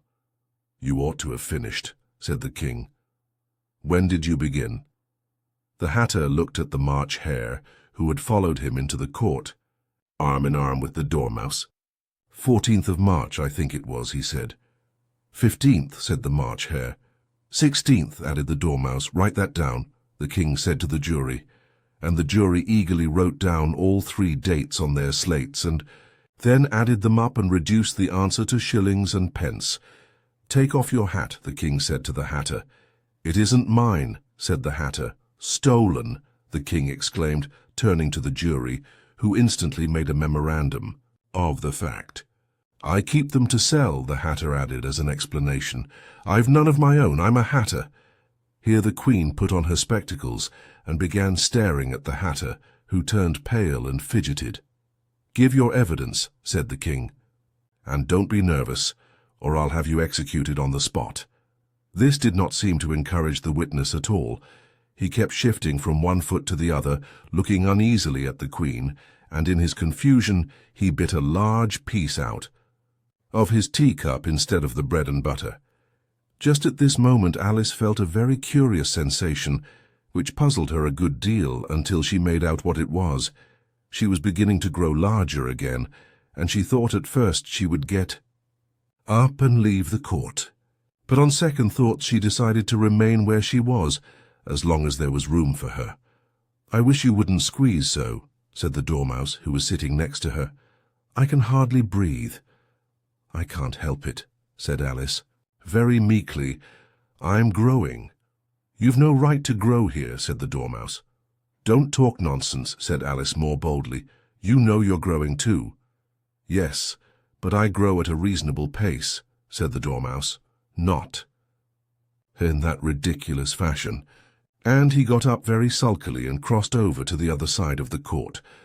All this time the Queen had never left off, staring at the Hatter. And just as the Dormouse crossed the court, she said to one of the officers of the court, "Bring me the list of the singers in the last concert," on which the wretched Hatter trembled so that he shook both his shoes off. "Give your evidence," the King repeated angrily, "or I'll have you executed, whether you're nervous or not." "I'm a poor man, Your Majesty," the Hatter began in a trembling voice, "and I hadn't begun my tea not above a week or so, and what with the bread and butter getting so thin, and the twinkling of the tea—" "The twinkling of the what?" said the King. "It began with a T," the Hatter replied. "Of course twinkling begins with a T," said the King sharply. "Do you take me for a dunce? Go on." "I'm a poor man," the Hatter went on, "and most things twinkled after that. Only the March Hare said—" "I didn't." The March Hare interrupted in a great hurry. "You did," said the Hatter. "I deny it," said the March Hare. "He denies it," said the King. "Leave out that part." "Well, at any rate, the Dormouse said—" the Hatter went on, looking anxiously round to see if he would deny it too. But the Dormouse denied nothing, being fast asleep. "After that," continued the Hatter, "I cut some more bread and butter." But what did the Dormouse say? One of the jury asked. "That I can't remember," said the Hatter. "You must remember," remarked the King, "or I'll have you executed." The miserable Hatter dropped his teacup and bread and butter, and went down on one knee. "I'm a poor man, Your Majesty," he began. "You're a very poor speaker," said the King. Here one of the guinea pigs cheered, and was immediately suppressed by the officers of the court. As that is rather a hard word, I will just explain to you how it was done. They had a large canvas bag which tied up at the mouth with strings. Into this they slipped the guinea pig, head first, and then sat upon it. "I'm glad I've seen that done," thought Alice. "I've so often read in the newspapers at the end of trials there were some attempts at applause which was immediately suppressed by the officers of the court, and I never understood what it meant till— Now, if that's all you know about it, you may stand down," continued the King. "I can't go no lower," said the Hatter. "I'm on the floor as it is." "Then you may sit down," the King replied. Here the other guinea pig cheered and was suppressed. "Come, that finished the guinea pigs," thought Alice. "Now we shall get on better." "I'd rather finish my tea," said the Hatter, with an anxious look at the Queen, who was reading the list of singers. "You may go," said the King, and the Hatter hurriedly left the court, without even waiting to put his shoes on. "And just take his head off outside," the Queen added to one of the officers, but the Hatter was out of sight before the officer could get to the door. "Call the next witness," said the King. The next witness was the Duchess's cook. She carried the pepper box in her hand, and Alice guessed who it was, even before she got into the court, by the way the people near the door began sneezing all at once. "Give your evidence," said the King. "Shan't," said the cook. The King looked anxiously at the White Rabbit, who said in a low voice, "Your Majesty must cross-examine this witness." "Well, if I must, I must," the King said with a melancholy air, and, after folding his arms and frowning at the cook till his eyes were nearly out of sight, he said in a deep voice, "What are tarts made of?" "Pepper, mostly," said the cook. "Treacle," said a sleepy voice behind her. "Collar that dormouse," the Queen shrieked out. "Behead that dormouse, turn that dormouse out of court, suppress him, pinch him, off with his whiskers, odie." Some minutes the whole court was in confusion, getting the dormouse turned out, and by the time they had settled down again, the cook had disappeared. "Never mind," said the King with an air of great relief. "Call the next witness." And he added in an undertone to the Queen, Really, my dear, you must cross-examine the next witness. It quite makes my forehead ache." Alice watched the White Rabbit as he fumbled over the list, feeling very curious to see what the next witness would be like. "For they haven't got much evidence yet," she said to herself. Imagine her surprise when the White Rabbit read, out at the top of his shrill little voice, the name Alice. Chapter 12. Alice's Evidence. "Here!" cried Alice, quite forgetting in the flurry of the moment how large she had grown in the last few minutes, and she jumped up in such a hurry that she tipped over the jury box with the edge of her skirt, upsetting all the jurymen onto the heads of the crowd below. And there they lay sprawling about, reminding her very much of a globe of goldfish she had accidentally upset the week before.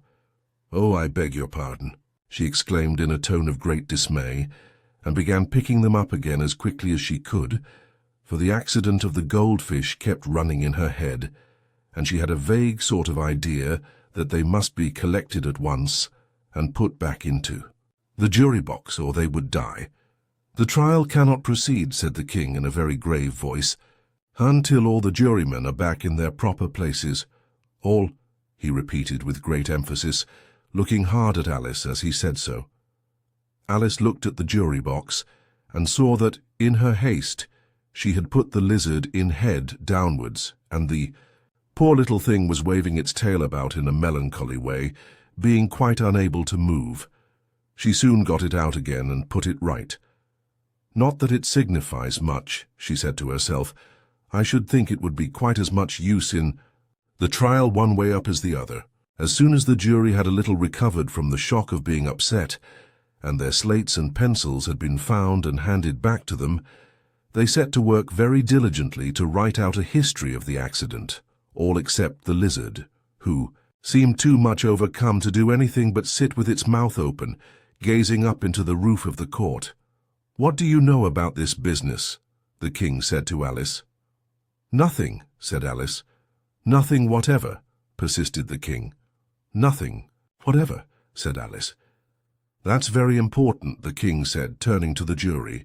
They were just beginning to write this down on their slates when the White Rabbit interrupted. "Unimportant, your majesty means, of course," he said in a very respectful tone, but frowning and making faces at him as he spoke. "Unimportant. Of course I meant," the king hastily said, and went on to himself in an undertone, "important, unimportant, unimportant, important," as if he were trying which word sounded best. Some of the jury wrote it down important, and some unimportant. Alice could see this, as she was near enough to look over their slates. But it doesn't matter a bit, she thought to herself. At this moment the king, who had been for some time busily writing in his notebook, cackled out, "Silence!" and read out from his book, "Rule 42. All persons more than a mile high to leave the court." Everybody looked at Alice. "I'm not a mile high," said Alice. "You are," said the king. "Nearly 2 miles high," added the queen. "Well, I shan't go at any rate," said Alice. "Besides, that's not a regular rule. You invented it just now." "It's the oldest rule in the book," said the king. "Then it ought to be number 1, said Alice. The king turned pale and shut his notebook hastily. "Consider your verdict," he said to the jury, in a low, trembling voice. "There's more evidence to come yet, please, your majesty," said the White Rabbit, jumping up in a great hurry. "This paper has just been picked up." "What's in it?" said the queen. "I haven't opened it yet," said the White Rabbit, "but it seems to be a letter written by the prisoner to somebody." "It must have been that," said the king, "unless it was written to nobody, which isn't usual, you know." "Who is it directed to?" said one of the jurymen. "It isn't directed at all," said the White Rabbit. "In fact, there's nothing written on the outside." He unfolded the paper as he spoke and added, "It isn't a letter after all, it's a set of verses." "Are they in the prisoner's handwriting?" asked another of the jurymen. "No, they're not," said the White Rabbit, "and that's the queerest thing about it." The jury all looked puzzled. "He must have imitated somebody else's hand," said the king. The jury all brightened up again. "Please, your majesty," said the knave, "I didn't write it, and they can't prove I did. There's no name signed at the end. If—" "You didn't sign it," said the king. "That only makes the matter worse. You must have meant some mischief, or else you'd have signed your name like an honest man." There was a general clapping of hands at this. It was the first, really, clever thing the king had said that day. "That proves his guilt," said the queen. "It proves nothing of the sort," said Alice. "Why, you don't even know what they're about." "Read them," said the king. The White Rabbit put on his spectacles. "Where shall I begin, please, your majesty?" he asked. "Begin at the beginning," the king said gravely, "and go on till you come to the end, then stop." These were the verses the White Rabbit read. They told me you had been to her, and mentioned me to him. She gave me a good character, but said I could not swim. He sent them word I had not gone. We know it to be true. If she should push the matter on, what would become of you? I gave her 1, they gave him 2, you gave us 3 or more. They all returned from him to you, though they were mine before. If I or she should chance to be involved in this affair, he trusts to you to set them free, exactly as we were. My notion was that you had been, before she had this fit, an obstacle that came between him and ourselves and it. Don't let him know she liked them best, for this must ever be a secret kept from all the rest between yourself and me." "That's the most important piece of evidence we've heard yet," said the king, rubbing his hands. "So now let the jury—" "If any one of them can explain it," said Alice. She had grown so large in the last few minutes that she wasn't a bit afraid of interrupting him. "I'll give him 6pence. I don't believe there's an atom of meaning in it." The jury all wrote down on their slates, "She doesn't believe there's an atom of meaning in it," but none of them attempted to explain the paper. "If there's no meaning in it," said the king, "that saves a world of trouble, you know, as we needn't try to find any. And yet I don't know," he went on, spreading out the verses on his knee and looking at them with one eye. "I seem to see some meaning in them after all. Said I could not swim. You can't swim, can you?" he added, turning to the knave. The knave shook his head sadly. "Do I look like it?" he said, which he certainly did not, being made entirely of cardboard. "All right so far," said the king, and he went on muttering over the verses to himself. "We know it to be true. That's the jury. Of course, I gave her 1, they gave him 2. Why, that must be what he did with the tarts, you know. But it goes on. They all returned from him to you," said Alice. "Why, there they are," said the king triumphantly, pointing to the tarts on the table. "Nothing can be clearer than that. Then again, before she had this fit—" "You never had fits, my dear, I think," he said to the queen. "Never," said the queen furiously, throwing an inkstand at the lizard as she spoke. The unfortunate little Bill had left off writing on his slate with 1 finger, as he found it made no mark. But he now hastily began, again using the ink that was trickling down his face as long as it lasted. "Then the words don't fit you," said the king, looking round the court with a smile. There was a dead silence. "It's a pun," the king added in an offended tone, and everybody laughed. "Let the jury consider their verdict," the king said, for about the 20th time that day. "No, no," said the queen. "Sentence first, verdict afterwards." "Stuff and nonsense," said Alice loudly. "The idea of having the sentence first." "Hold your tongue," said the queen, turning purple. "I won't," said Alice. "Off with her head," the queen shouted at the top of her voice. Nobody moved. "Who cares for you?" said Alice. She had grown to her full size by this time. "You're nothing but a pack of cards." At this, the whole pack rose up into the air and came flying down upon her. She gave a little scream, half of fright and half of anger, and tried to beat them off, and found herself lying on the bank, with her head in the lap of her sister, who was gently brushing away some dead leaves that had fluttered down from the trees upon her face. "Wake up, Alice dear," said her sister. "Why, what a long sleep you've had." "Oh, I've had such a curious dream," said Alice, and she told her sister, as well as she could remember them, all these strange adventures of hers that you have just been reading about. And when she had finished, her sister kissed her and said, "It was a curious dream, dear, certainly, but now run into your tea. It's getting late."